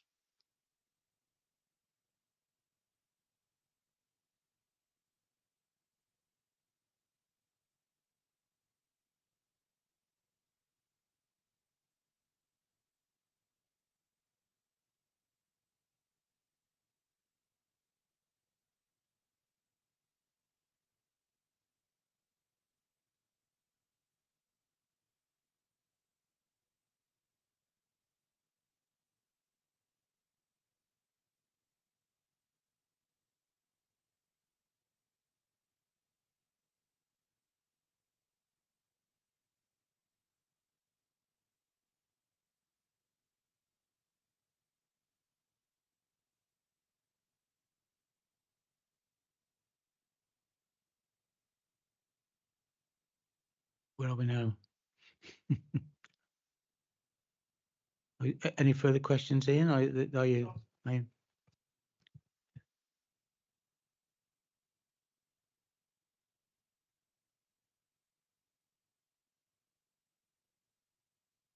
Sorry, I still don't see turning circles in any of the cul-de-sacs. Maybe I'm looking at the wrong thing, but the cul-de-sacs to me are the grey areas that look kind of with a bend in the middle, if you like, coming off the orange road, with what I assume are parking spaces in front of each house, so residents can turn in their own parking space. But a visitor in that road would either have to reverse down the road or reverse out of it.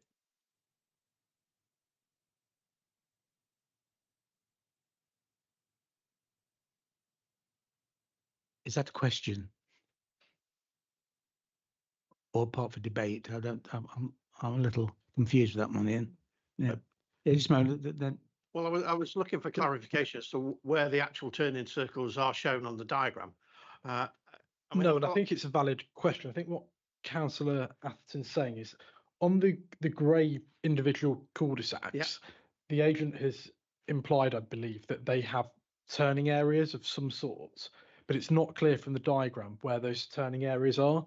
So perhaps the agent might be able to advise members where on the grey bits those turning areas are. I think that's what Councillor Atherton's asking. It is indeed, and if it helps, I'm quite happy for the agent to walk up and point to the screen as to where they are, rather than try and describe.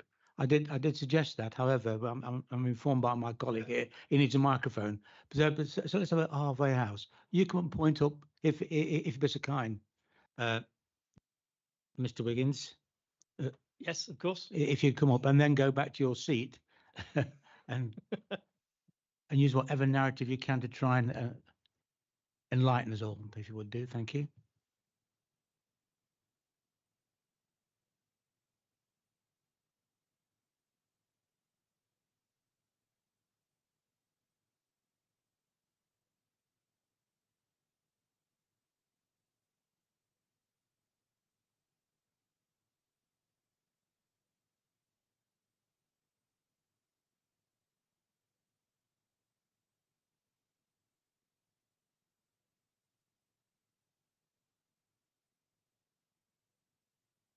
So this one, for example.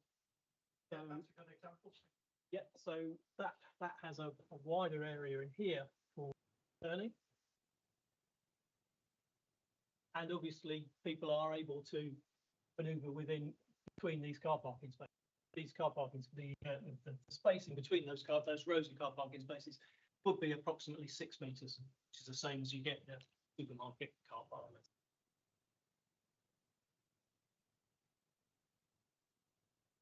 Thank you. I hesitate to take it on trust, but are you satisfied with that answer, Councillor Atherton? Because I have to say these have been crawled over by LCC Highways. Notwithstanding, I do share some of your.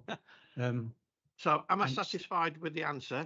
No. No. Does it answer the question that I asked, though? Yes. Thank you. Thank you. We'll move on. Are there any more questions, Councillor Gordon? Yeah, you've showed us a couple of the turning spaces, but I know for cars that would be brilliant. But what if there's an emergency vehicle like an ambulance or a fire engine who have to be quick at turning and getting out? Would that be possible? Private driveways, no, they would need to drive in and reverse out. But we are talking about an emergency situation. So emergency services obviously don't have to apply the normal rules, and so yeah, in the event of an emergency, a fire engine and ambulance would simply do what it needed to do because it was an emergency. I'm not advocating for the LCC Highways, but they have been over this, and I think we have to take and give them credence for the work that they've done on it. So I think we need to understand that it will work. Thank you. Anyone else? Thank you. Thank you very much.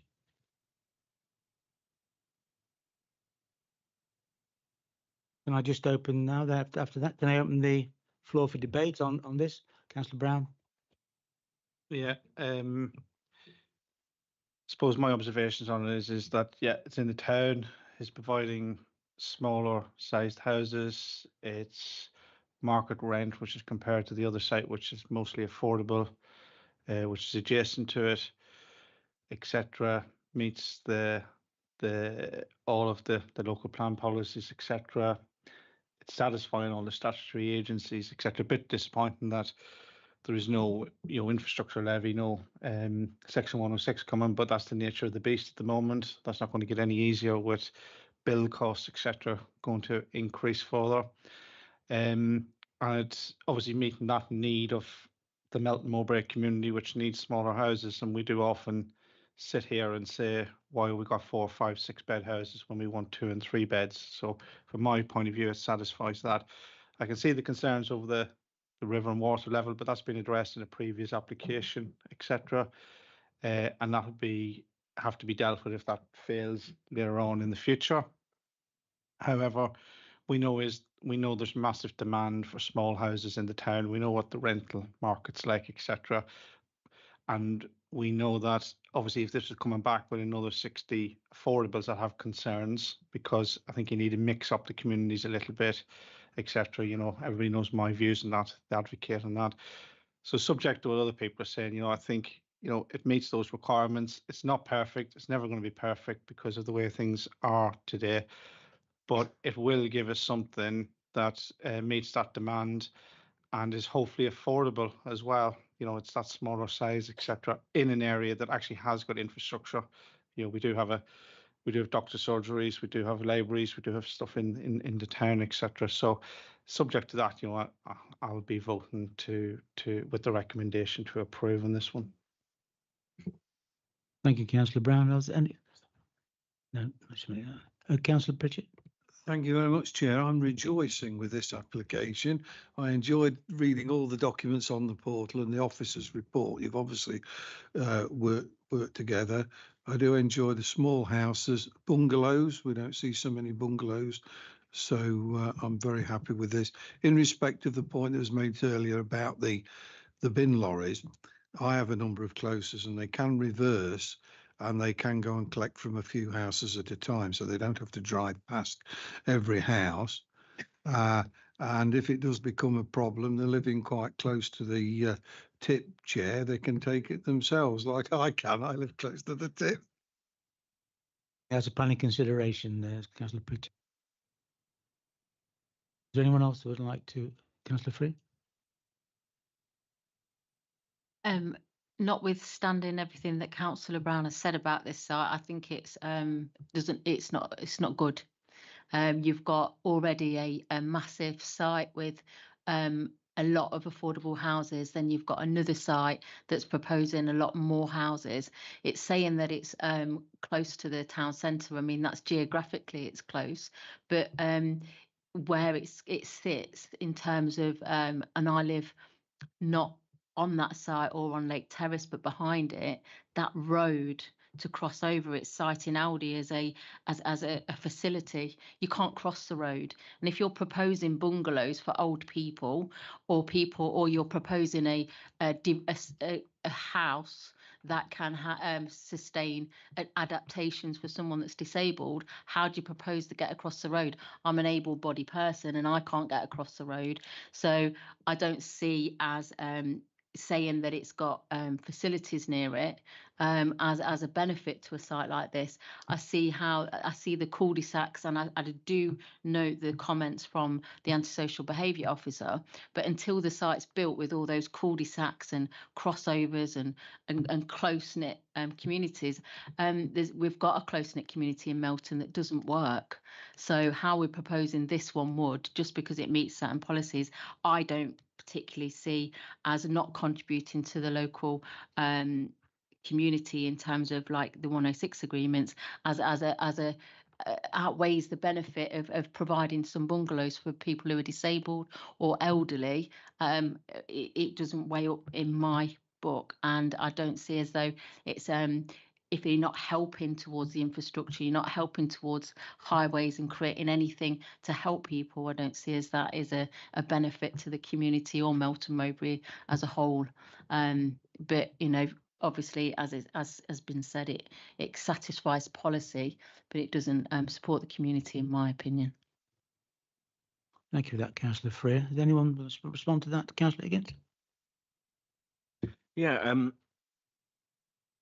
so this is obviously a full application, and the housing mix is fabulous, and to get some affordables above the policy is also very good, because we've had to take them off elsewhere. And I think the housing mix, it's great that something's come up like that. However, we see time and again that the people of Melton, the current people of Melton, are saying that they can't get to see a doctor. So I have someone in my ward who urgently needs to see a doctor 27th of January. And this is not contributing anything towards the ICB, and the ICB one needs to secure some income or some funding to build a second doctor's surgery. Where we look at the other Section 106 contributions, some people can't get to their schools at the moment. One child's going to one school, another child's going to another school. The sustainable transport contribution, for the strategic road contribution, well, this is a windfall anyway. So so I sort of dismissed that one a little bit because it was never going to happen while that. And if we're not going to get the Southern Bypass, well, then that's not there. And all the travel packs and various other things. However, people need school places and people need to see a doctor. And one of the, when you're talking to your residents, and as a ward council, when you're talking to your residents and you're explaining how the planning system works, it's like, well, new development's meant to provide places in schools and places for doctors. And this is not doing that, sadly. And I know it's very difficult for the applicant and the agent, and I can see they've really tried to work it well. But if it's not viable, it's the site's not viable, then we probably need to find another site for the 70 houses and have a similar scheme, but one that does get some money in. Or, and I will throw this back to the officers, because we live here, and I'm telling the officers who, some officers don't live in the community, but we can't see a doctor. And to be fair, probably where those officers live, they can't see the doctors in their community. But I am very disturbed at the moment having emails in about parents dropping one child to one school and another child to the other, because the schools that we have secured Section 106 agreements for haven't been built. And so this, with no Section 106, is a huge concern. And at some point, the local planning authority has to say no. Or, and if Secretary of State Angela Rayner wants to come here and talk about having all these extra houses, well, give us some money. And rather than mash all these councils together, actually trust local councils to have the money to build these facilities and not put it onto the developer. Let's have a new, let's reform things that way. But at the moment, I'm really, really struggling, as there's no Section 106. Higgins for that. I do sympathise with some of that, if not all of it. Thank you very much. So I have to say, at the moment, I'm kind of sat on the fence about this. We need the housing. The housing mix is great, but I'm not convinced that the site is right. The highways documentation doesn't talk about the cul-de-sacs at all. It talks about the speed limit on the main road. It talks about its connection into and out of the site, and it talks about the impact of the existing road infrastructure, all of which look to be minimal. The report in front of us talked about the site being half a mile, half a kilometre from the town centre. That's as the crow flies. There is no direct half a kilometre link from that site into the town centre. If anything, it's more than double that. There will be no bus route. So at the elderly and the infirm, just to get on the bus, I've got quite a walk, which is kind of leaning me to not agree to the proposal. Balance that, we do need the housing mix is good, and that's leading me to support the proposal. So I really am kind of torn on this one. Thank you, Councillor Atherton. Does anyone else who would like to speak? Councillor Glancy. Yes, thank you. I think most people have said what I'm actually thinking, but the housing mix is ideal. I just think it's probably too many houses forced into a little area, which is why we're not going to have the adequate hammerheads at the end of each close to allow, or private driveways to allow cars to turn around. It's squashing things in. It's not actually producing anything for Section 106 agreements. The ICB have only asked for 47,958. They can't even satisfy that. There's no doctors sort of appointments. You've got to wait weeks and weeks and weeks, which is the same for most of the areas. But more importantly, there's no money here for schools. Now, we've had a lot of children, some are actually going to Reek Valley School from Melton Mowbray. That is absolutely ridiculous. And this is going to add to that problem, because it's young families moving in. Young families have children. Surprise, surprise. So I think this is bad, to be honest, and I just cannot agree with it. But also, just to remind Councillor Brown, it's not just the town that needs smaller houses, it's the whole of the borough, especially villages as well, because not everybody wants to live in the town. But I just want to make that point. So yes, this housing mix is fine, but there's too many houses, no infrastructure money, and that's where it falls down, flat in its face. Councillor Pritchett. Yeah, there's I do understand that from, when you've got an application on your own patch and there's very little infrastructure money. Those that attend the local plan working group, we recently had a presentation on an independent assessment of viability. You were there, were you, Margaret? And the key thing about that was in calculating the ability to pay, that you actually need large schemes to be able to, it's a feature of small schemes that this viability is a problem and that we've got to accept it. And if you were to move the 70 houses somewhere else, there'd still be a viability calculation. And it would likely, depending on the land price, come out the same. So I think it's a feature that we have, and I think the officers have dealt with it very well. And we've got an application in front of us, not the application, not one that we would like. Thank you, but we do need to move on, and we need to make a decision. Would anyone like to continue the debate, or would someone like to propose acceptance of the report or some other acceptance? So, yeah, I'm not going to put a proposal in, but just to reiterate, if it was a refusal, and just for some advice from the officers, based on no Section 106, so they're not sustainable development. Ticks lots of other boxes, but it's not sustainable development because of the impact on public services for not only the inhabitants of these houses, but also the rest of the town. Where would that fall into? Is that IN3 or? Yes, Councillor Higgins. What we've identified in the report is a conflict with policy IN3 for those very reasons that you've specified. So if you were minded to refuse or propose refusal of the application, IN3 would be the most relevant policy. And can I ask, as I said, I've got a great sympathy with it, with the proposal, the whole scheme and everything. But in terms of balancing it, because as I say, I only heard yesterday, and it is, and many other people probably hear it either in their own families and from their own residents and friends. You just can't get into Latham House at the moment. And 27th of January on a particular matter, this is going to cause other issues in the future if we don't secure money for another doctor's surgery or expansion of primary health care, and equally education as well, which is hugely, hugely important for young people getting in on, if we're trying to create aspiration for people, we need them to have good education facilities. Councillor Gordon. Yes, as ward councillor, I would like to see a deferment on this. Now, the reason I'm saying that is to see if we can go back to the Leicestershire County Council to see whether or not they might consider putting another crossing there.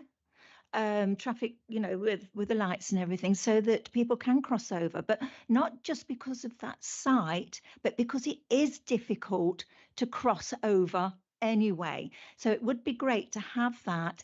And I also understand about this, we can't get to see doctors. But at the same time, we still need houses for these people. And if they're still in Melton anyway, or in the area, in the borough, we still need to have houses for them. Hopefully, there will be a second surgery eventually. So hopefully this might add to it, hopefully. But I do think a deferment would be good at this time. Thank you. Thank you, Councillor. I don't think I'd take a deferment on highways issues. A deferment across the piece may well be on, but this is a long shot. If we defer, is there any way we can ask either some government body or government funding, whatever? If Miss Rayner wants houses here, we need the money to pay for the Section 106. Can we defer, working with the applicant, see if government's going to fund that? Because otherwise, I'm really struggling to say yes to this. On what basis would you defer it? defer it at the moment because it doesn't meet policy IN3. So I don't believe it's sustainable development without some form of funding. So the applicant needs some help either from, I know the criteria with Homes England, but I'll throw it back to national government. Councillor Pritchett wanted to say something.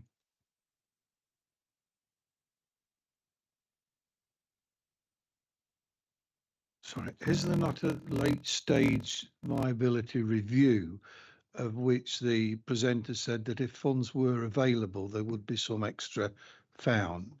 Could you comment on that, please? Yes, thank you, Councillor Pritchett.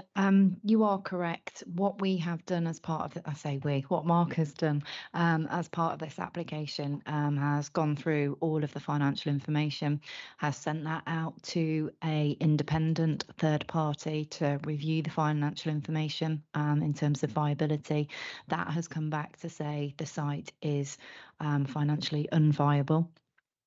So at that point, there has been a discussion with the applicant and the agent to say, okay, we understand it's not viable. However, we want to make sure that should funding become available in the future, that these key aspirations and indeed these key focuses which you're mentioning, such as schools,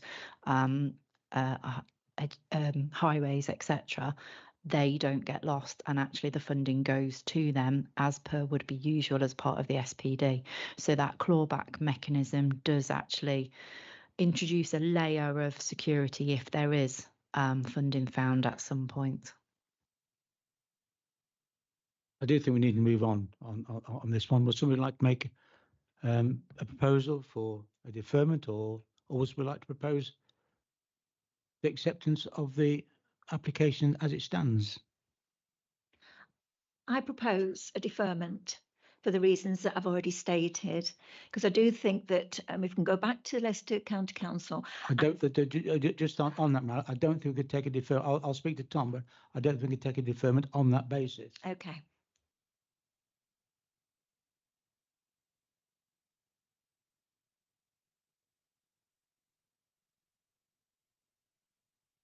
Yeah, but we would advise against, in consultation with Tom, against the highways route. But there are other issues that's been mentioned within this debate, and perhaps Councillor Higgins could.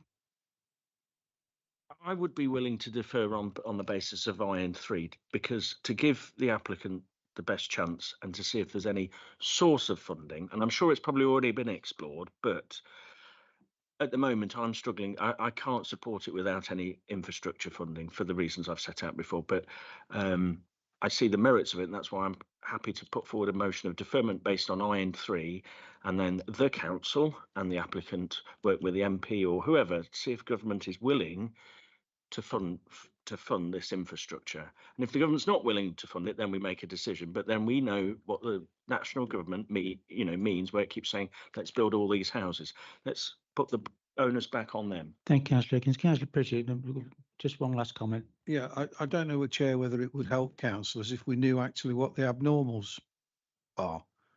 They commented they're quite high for this site, so it might help us if we. But I don't think what the abnormals are. We'll only find that through a deferment or through some further analysis. So you're proposing a deferment on the grounds of IN3. Do I have a seconder for a deferment? Yes, I'll second it. So can I put the proposal to that we defer it on the grounds of IN3? All those in favour of a deferment?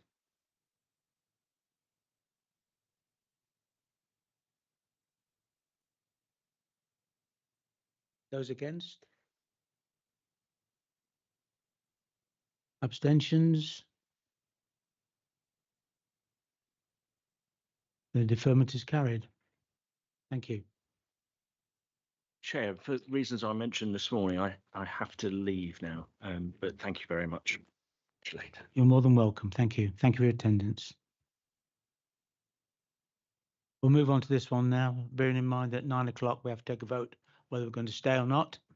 And so we'll be crisp. Thank you. I'd like now to discuss the next one, The next application, which is 24-00352, the 25 Main Street, Holwell. Would the planning officer present the report, please? Thank you.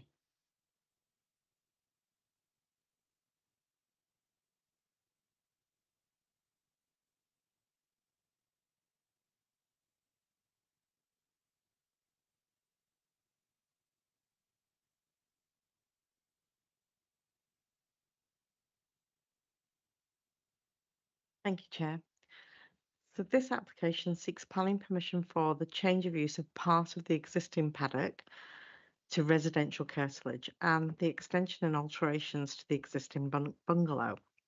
The application is being presented to committee as objections have been received from more than 10 households. Next slide, please. So the site is located in the rural settlement of Holwell, north of Main Street and within the conservation area. However, the majority of the paddock does sit outside the conservation area. Sorry, could we just go back to the previous slide? Sorry about that.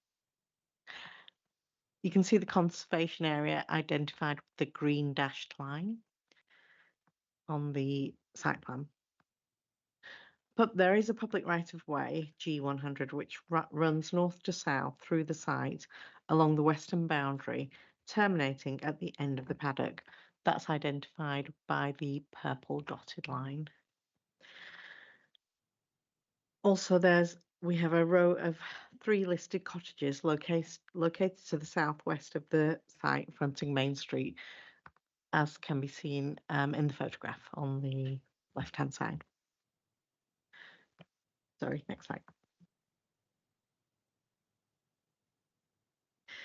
So the report refers to a condition to mitigate the impact of a proposal on existing trees and hedgerows. This condition was accidentally omitted from the list of conditions, so it's recommended that this condition be included if members are minded to grant planning permission, and the wording for that is set out now in this slide. And reasons. We've also noticed an error on the floor plans, which shows a window opening not indicated on the elevation drawings. Therefore, to ensure privacy is maintained, we would recommend an additional condition to restrict any new window openings on the eastern elevation other than those shown in drawing number 8861-03-003 revision PL2. Received by the Planning Authority on the 14th of August, 2024. This would ensure that the windows shown on the floor plan could not be installed. The reasons for the condition would be to ensure privacy is maintained to protect the amenity of neighbouring residents. Next slide, please. So the existing building is set back by approximately 22 metres and its position from the highway, and it's positioned behind the old Methodist chapel, which you can just see the profile of in the existing building photograph. The existing building was designed to have minimal impact on the conservation area and views from Main Street, which I think has been quite successful. The proposed building would be extended into the existing paddock in line with an area of hard standing. And due to the topography of the site, the proposed building would sit at different levels, with the garage remaining on the highest point behind the chapel. Next slide, please. So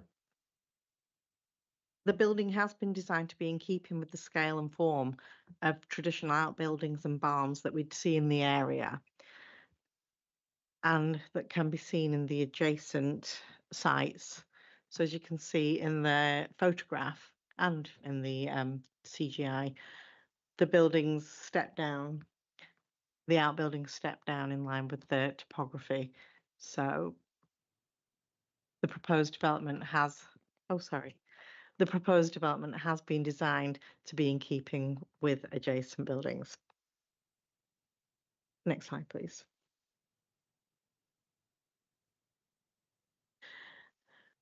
The proposal has been considered by the Conservation Officer, who has advised that the proposals would have a neutral impact on the character and appearance of the conservation area and would not harm the setting of the adjacent listed buildings due to the distance from between them and the scale of the proposal. The most sensitive views have been identified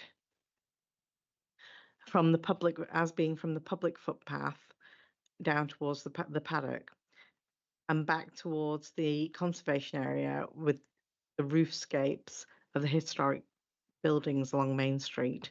So greater weight should be given to these views from the rear of the property than from Main Street, which was the main view considered in determining previous applications, and I think has been successfully protected.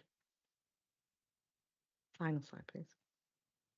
So in summary, the proposal is considered to have a neutral impact on the conservation area. It retains the public right of way. It's considered to be in accordance with the relevant local plan policies, and there would not be any harmful impact on the amenity of neighbouring occupiers should the conditions be imposed. There are no objections from technical consultees and no harm to protected species is identified. Ecological enhancements would be secured by condition. So if officers recommend that the application be approved subject to the conditions that we've seen earlier in the presentation, the two conditions. Thank you. Thank you very much for that report. Thank you. Can I ask the members if there are any questions? Councillor Atherton. Can we just go back to the two photographs, please? The one on the left, what's that trying to show? Because from memory, the entrance to the site is to the left of the building behind the green car. So actually, you need to look through that hedgerow to see the site. We've assessed the view from the church, the entry to the church, which I think you may get glimpse views behind the church building of the roof line. As you can see, there's an existing conservatory to the right of the chapel, where you may see glimpses of the proposed roof line above that. There's no impact considered. There's no impact from the left of the church as you go further down the slope. The building's been designed to be set back from that view, so it wouldn't be visible in views from Main Street on the left of the church.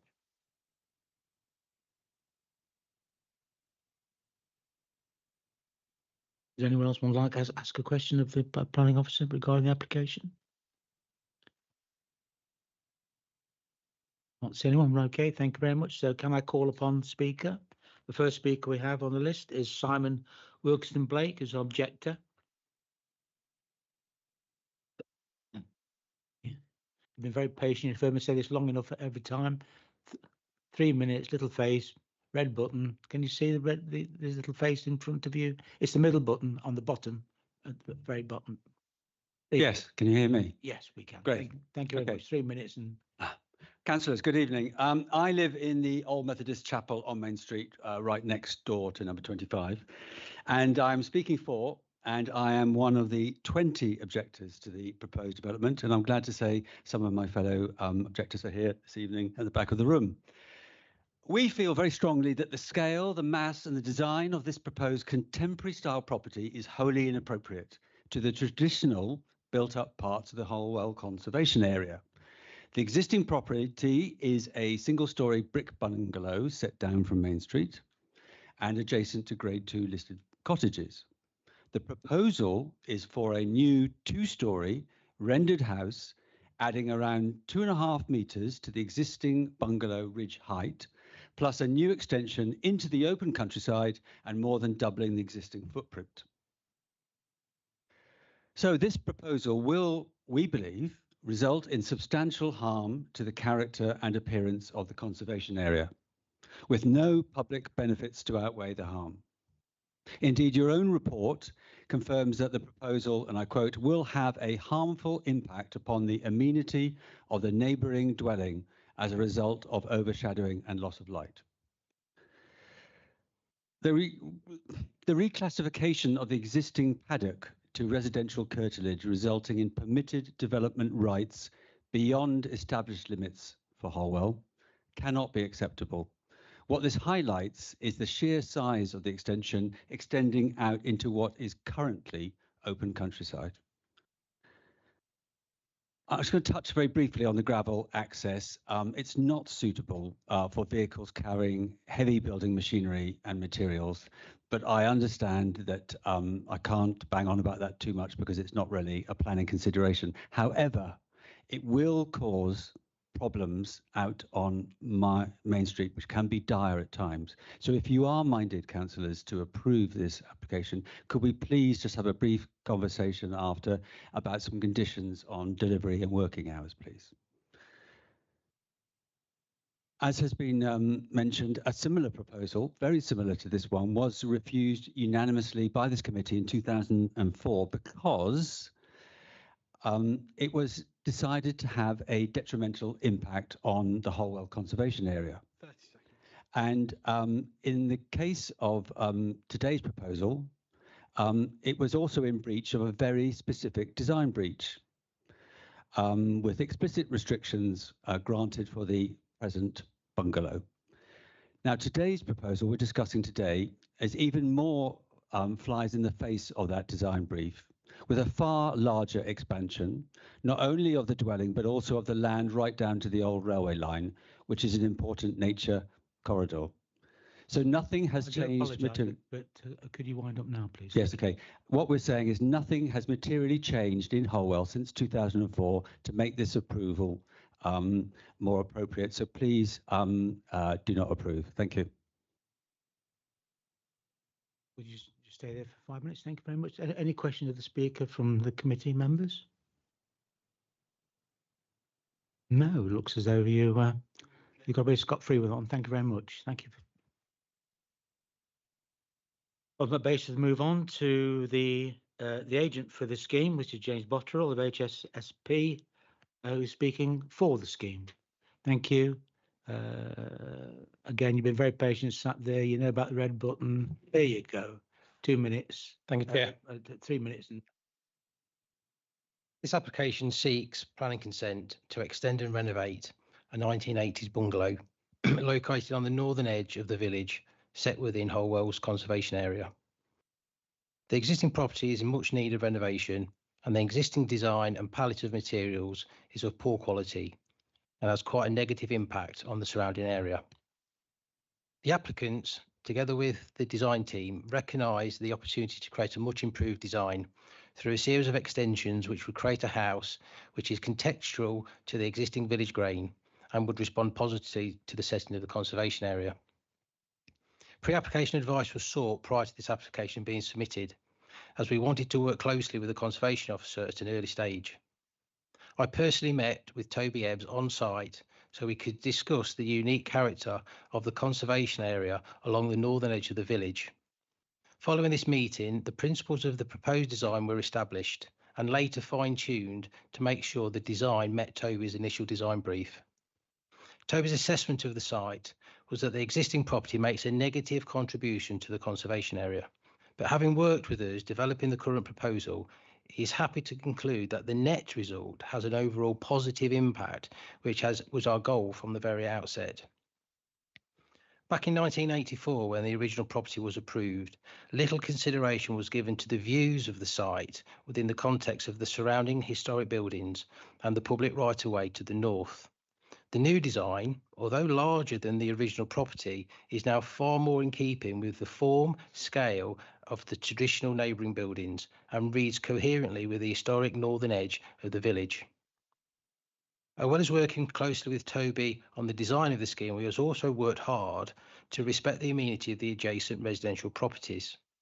Careful assessment through the use of 3D visuals has allowed us to consider the impact of the design to the old Methodist chapel to the south, Overbearing and overshadowing assessments have been undertaken and openly discussed with both Toby and Helen White, and they both are happy that the proposed design offers no material harm to any of the surrounding residential properties. This application also seeks to extend the residential curtilage to the rear of the property, as this has been enjoyed as a residential garden at least since 2010 from the previous homeowner.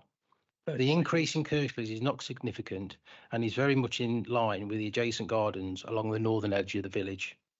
Your case officer Helen has prepared a comprehensive committee report which summarises the reasons why this application is acceptable, and she and her team have recommended approval subject to a suite of planning conditions. Some of these conditions will also enhance the proposal even further with improvements to biodiversity and the resurfacing of the existing right-of-way public footpath. Given the limit on time presentations, I would welcome any comments and questions. Thank you very much. Thank you very much. If you just stay there for 2 minutes. Councillor Gordon? Yes, the extension, is that to be residential with people living in it, or is it for some other use? It's purely a residential extension to the existing homeowner. Can I just say then, because I know it says, correct me if I'm wrong, because I know it says that you've got to have a bat box and a bird box within that building, within that extension. Now, I know from a documentary, that you can get diseases from bats. And I know of a young girl that really had a bad chest because of that. They happened to find out that there were bats in there, which they didn't know about. So if that is to be for people to live in there, how can you have a bat box in there? Can we just say, Councillor, that's not really a planning consideration. That's a health a consideration, and I'm sure that the agent would take that into account when deciding the bat box.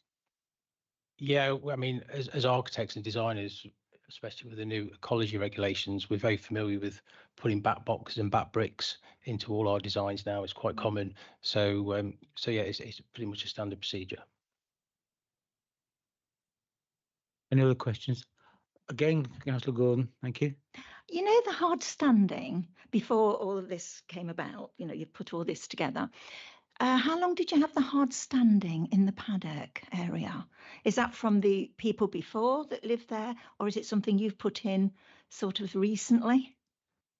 So just to clarify for everybody, really, so back in 1984, when the original bungalow was approved, there was a restriction on the size of the curtilage. So it didn't extend all the way down to the north, to the bottom of the paddock where the disused railway line is. But obviously, as the property's been used by various different occupiers over the years, they've enjoyed that land as a private garden. It hasn't been used as a paddock. It's been manicured as a private garden. So all we're looking to do really is regularise that through this planning application.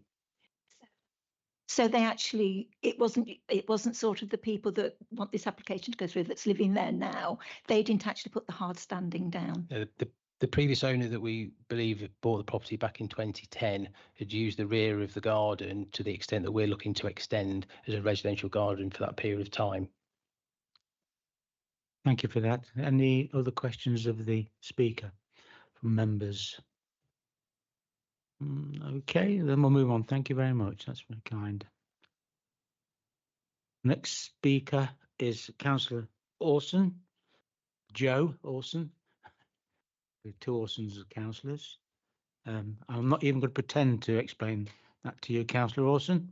The vagaries of the technology. And you've been here before, so 3 minutes and you know.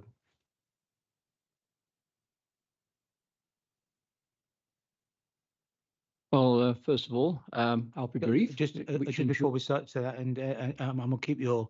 I've noted down on my sheet that you're either speaking for or against it. Could you clarify? Is it for or against the?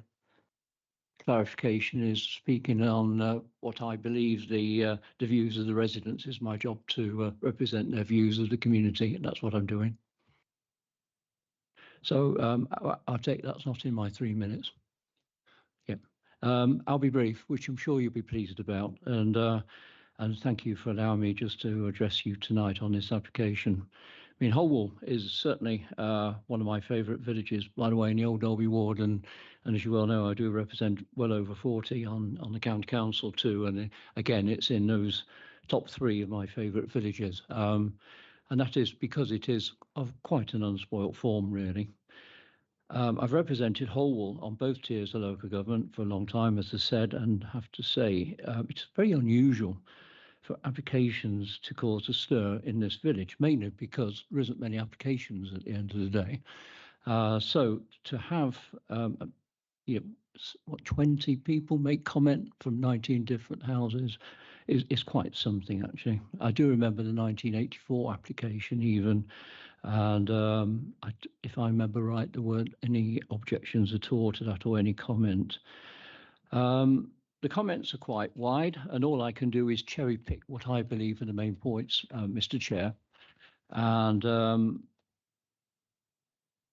basically speaking, I think the one that really does stick out to me anyway is the residential curtilage. Obviously, it is allowed in right across the whole paddock. And obviously, some of the residents have actually queried that. There doesn't seem to be quite an answer to why it's necessary. At 736, it does say a condition can be imposed to prevent further uncontrolled development. Maybe if the committee were of a mind to allow this, that would need to be looked at, but that's down to the committee. And the other main concerns from the residents, which I believe and have been put to me by them over the past months now, because this application has been going on, is the visuals. So you've got the visuals from the green, which has been talked about, as you well know. And then you've got the visuals on the impact of the 2 residential addresses, in particular, two of them. So they're the main, what I believe are the main flags, shall we say, that the community of Holwell are concerned about. Having said that, I'm well aware that the applicant and the agents have worked hard with the planners to present this to you tonight. But it does take away the impact on 2 residential properties. So that's all I have to say, Mr. Chairman, and thank you for allowing it to me. Thank you, Councillor Lawson. Any questions of the speaker from the members? No, thank you. Thank you very much. Thank you, Mr. Mason. Wish you all a Merry Christmas as well. And you. Thank you, Councillor Lawson. Right, I'll open it up for debate now, please. Would anyone like to lead the debate on this one?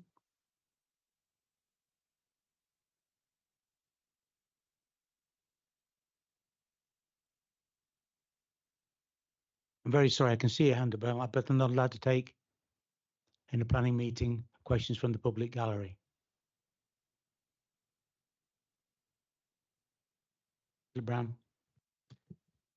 Yeah, the point that's just been referred to, 7.3.6, conditions can be imposed to prevent future uncontrolled development within the area of the land proposed to be included as residential curtilage. Just wondering if that's a concern, why that's not being conditioned at this stage. Would you, question to the officers. Yeah, would you like to answer that? Yeah, just confirm 11.9 within the report makes reference to removal of permitted development rights. Just trying to scroll quick enough. So notwithstanding the provision Schedule 2 Part 1 Class E Town and Country Planning Act, no outbuildings or other structures shall be erected within the curtilage of the dwelling hereby permitted without express planning permission from the local planning authority. So that is already in there at 11.9. Does that satisfy you, Councillor? Thank you. Any other councillors wish to lead up the debate? Thank you, Councillor. Yeah, again, it's more of a question than a debate point, probably. But in section 3.2, it's noted that a planning application 04-00398 was rejected in part because the scheme was contrary to the design brief attached to the approval for the bungalow under planning reference 84-00396, which is not available on the planning portal. Do we know what that design brief and I guess associated restrictions in size, materials and siting contained, because it strikes me that the condition 11.9 that you've just spoken about may already be in the original planning application, and for my own peace of mind, I'd just like to see understand what it says to see whether we're going to contravene a restriction put in place for good reasons if we were to allow this development to proceed, notwithstanding the objections currently raised. I would suspect that's a question that couldn't be answered tonight, because if you can't find the answer, then the planners, I'm sure, certainly won't be able to find it tonight, and we are in deferment territory, I would imagine. No, I can't provide that document to you this evening. What I can do is provide probably a little bit of context. So we've got an application permitted in 1984. There's then a refusal in 2004. Obviously, we're now 20 years on. Planning policy changes, and so does guidance and legislation. What I would do is advise you to review this application on its own merit. So look at the development that it's proposing, whether you find that form of development acceptable or not, whether you believe the concerns you may or may not have are outweighed by the conditions, and make a judgment on the information before you and the conditions that are within the report. Thank you, and I apologise for not bringing that up on Monday. I hadn't spotted that kind of paragraph by then. Otherwise, I would have asked that very question on Monday. Thank you for that, Ian. That's I think that's a very concise and well constructed answer on behalf of Louise. So thank you very much. Are you satisfied with that? Thank you. Anyone else would like some input into the debate? Councillor Brown? I'll just get the debate going, if that's okay, Chair. Yeah, just to give my observations. Yeah, I can see why the applicants put this forward to improve and enhance their own property. Not got a particular issue with anybody doing that. However, I do see, having looked at the site and know how well myself, but the impact will have on the neighbouring and the residential and the paddock area as well. So there's pros and cons for this, which we need to consider, and we need to take into account, etc. And at the moment, I'm sort of a little bit want to listen to what other people say before coming down on the way. But there is reasons to approve it. There's also reasons to refuse this application, in my view. So just to get things going, get people talking, because I've led some of the other conversations, I'm just going to leave it there, Chair, if that's okay. Councillor Pritchett. Chair, yes, it's obvious to see from the paperwork that the applicant and the applicant's agent have been working with council planning officers and the conservation officers from the word go. The end product has been passed by the conservation officer and the planning officer, and it's not unduly it's not causing undue problems to the neighbours. And in terms of building out, it's not building out behind the existing bungalow further than other buildings within Holwell. You know, you can go down the street and look how far, and also on the map, so it's not sticking out there. So I can't find any reason not to like this at the moment that would be robust, but I will listen to colleagues.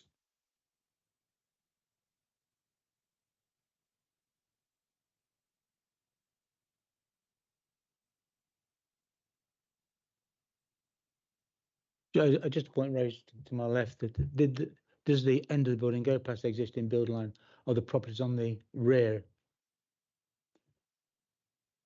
At the rear of the building, there's obviously a number of buildings which I noticed when I visited the site. Does the end of this particular application, the end of the property, go past any buildings that's on that line? Yeah.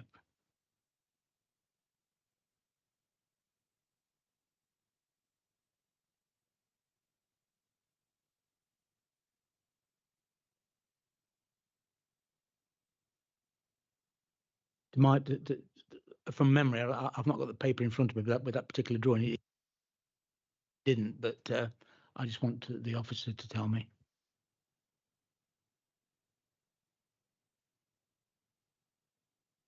I don't believe it does go beyond the extent of any other buildings within the area. As you saw in one of the images, it's been designed to replicate that. So it's barn outbuildings which are stepped down.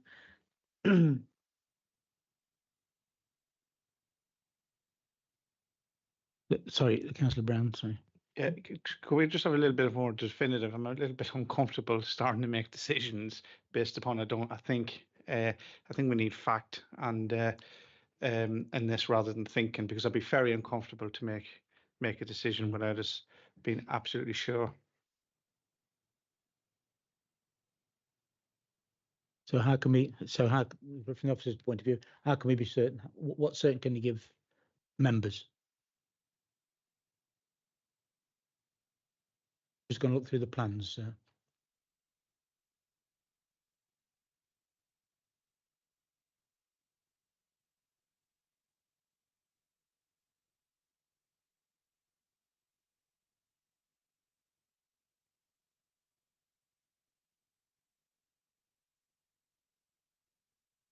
Chair, just for clarity, I'm talking about the whole of the street, not just the next door neighbours. I'm talking about the whole of the street.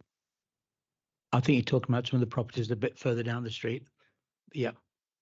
Ways when you look at it, an aerial view. I know the view that you're thinking of, Councillor. But if Councillor Brown wants clarity, then we'll give him clarity.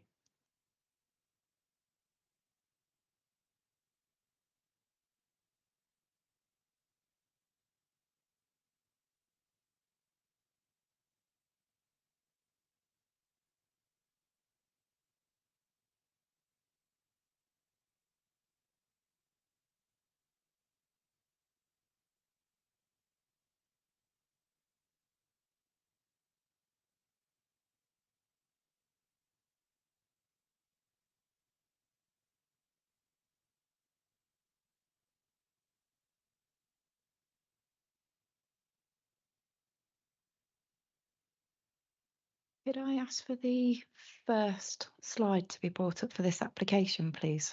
There's a photo and a site location plan next to it. That might help.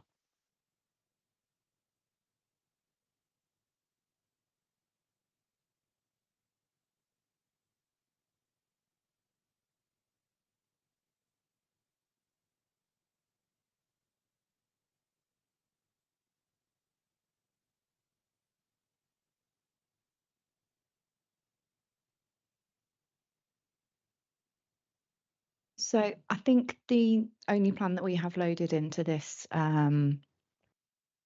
presentation this evening is the site location plan.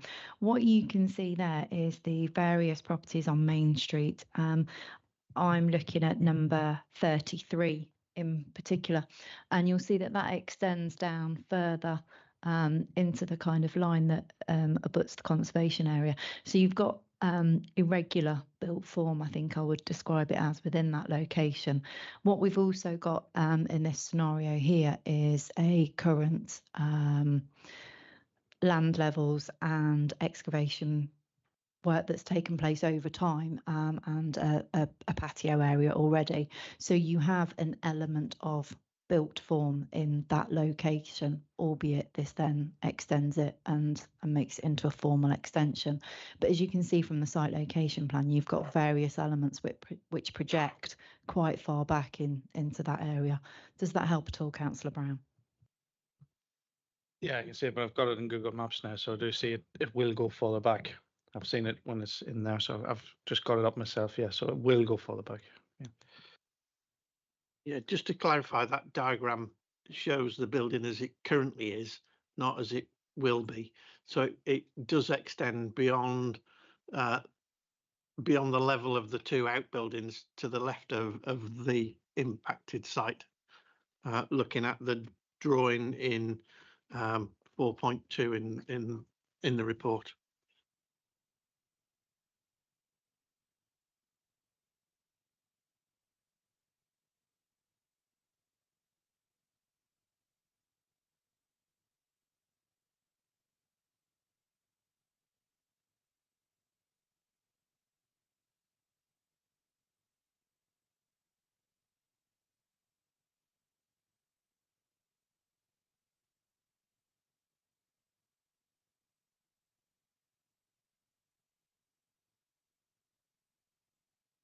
Just bear with us a moment, will you please? We're just for clarity's sake.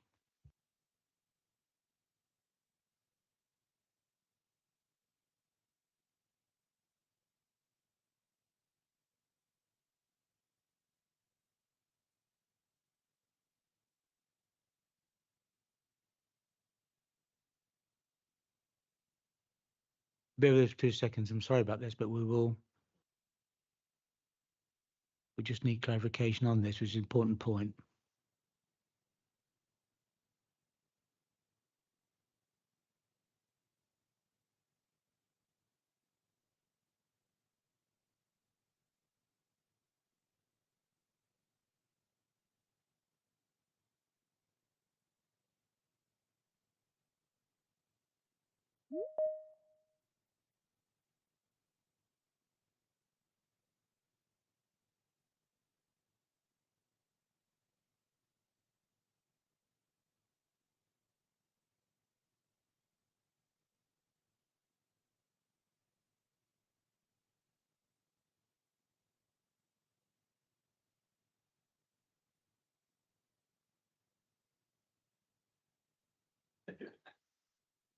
Does this aid you in your quest for?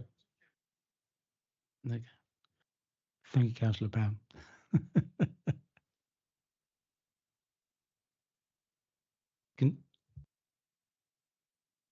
Are you content that it does go there? Yeah, okay, thank you. Councillor Gordon. Yeah, this is from an email that I got from one of the residents, which I think we've all had. Is it possible to restrict the working hours on the construction to 8 a.m. to 5 p.m. weekdays and 9 a.m. to noon on Sundays? It's all to do with the congestion that's already there and noise and that. Thank you. I'll get Louise to answer that question. Thank you. Thank you. We would suggest as officers that would be unreasonable in this scenario. However, there are examples where noise has been a concern and restrictions have been used, and if members wanted to, I'm sure we can help you with some appropriate wording. There's just one thing. I made a mistake. It's 9 a.m. to noon on Saturdays, not Sundays. Just made that mistake. Okay.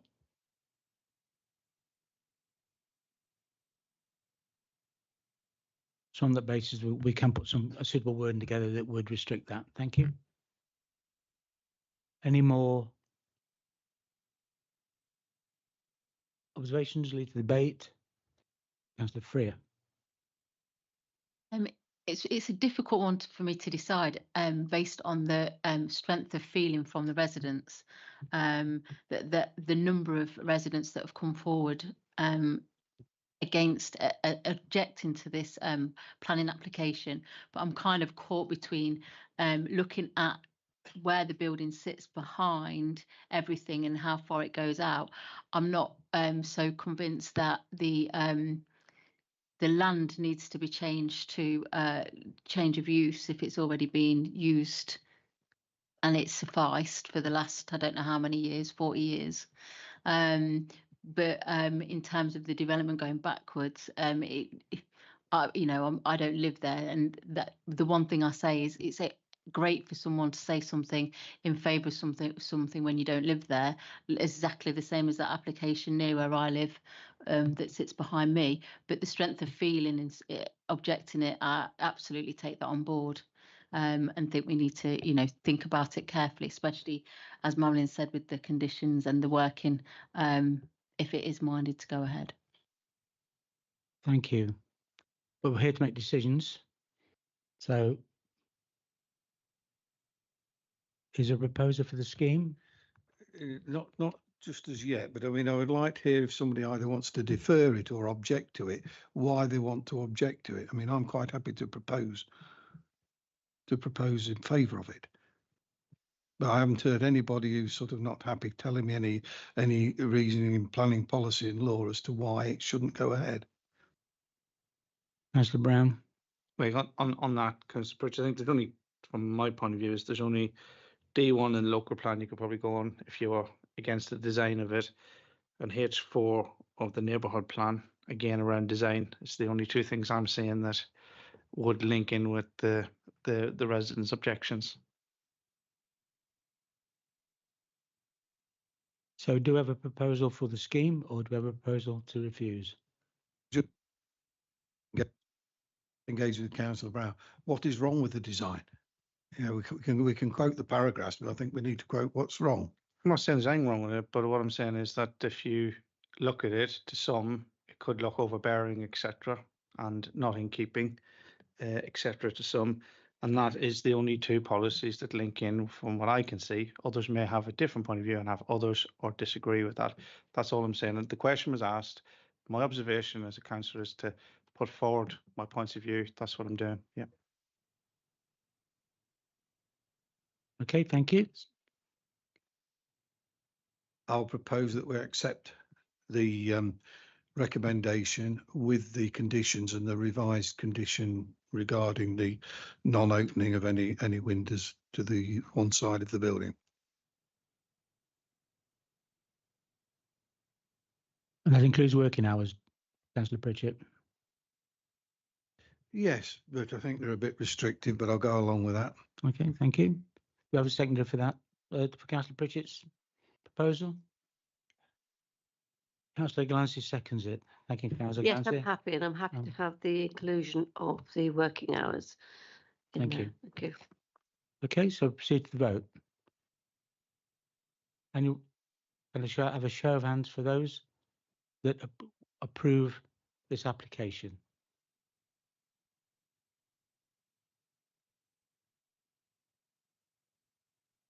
That's unanimous. Thank you.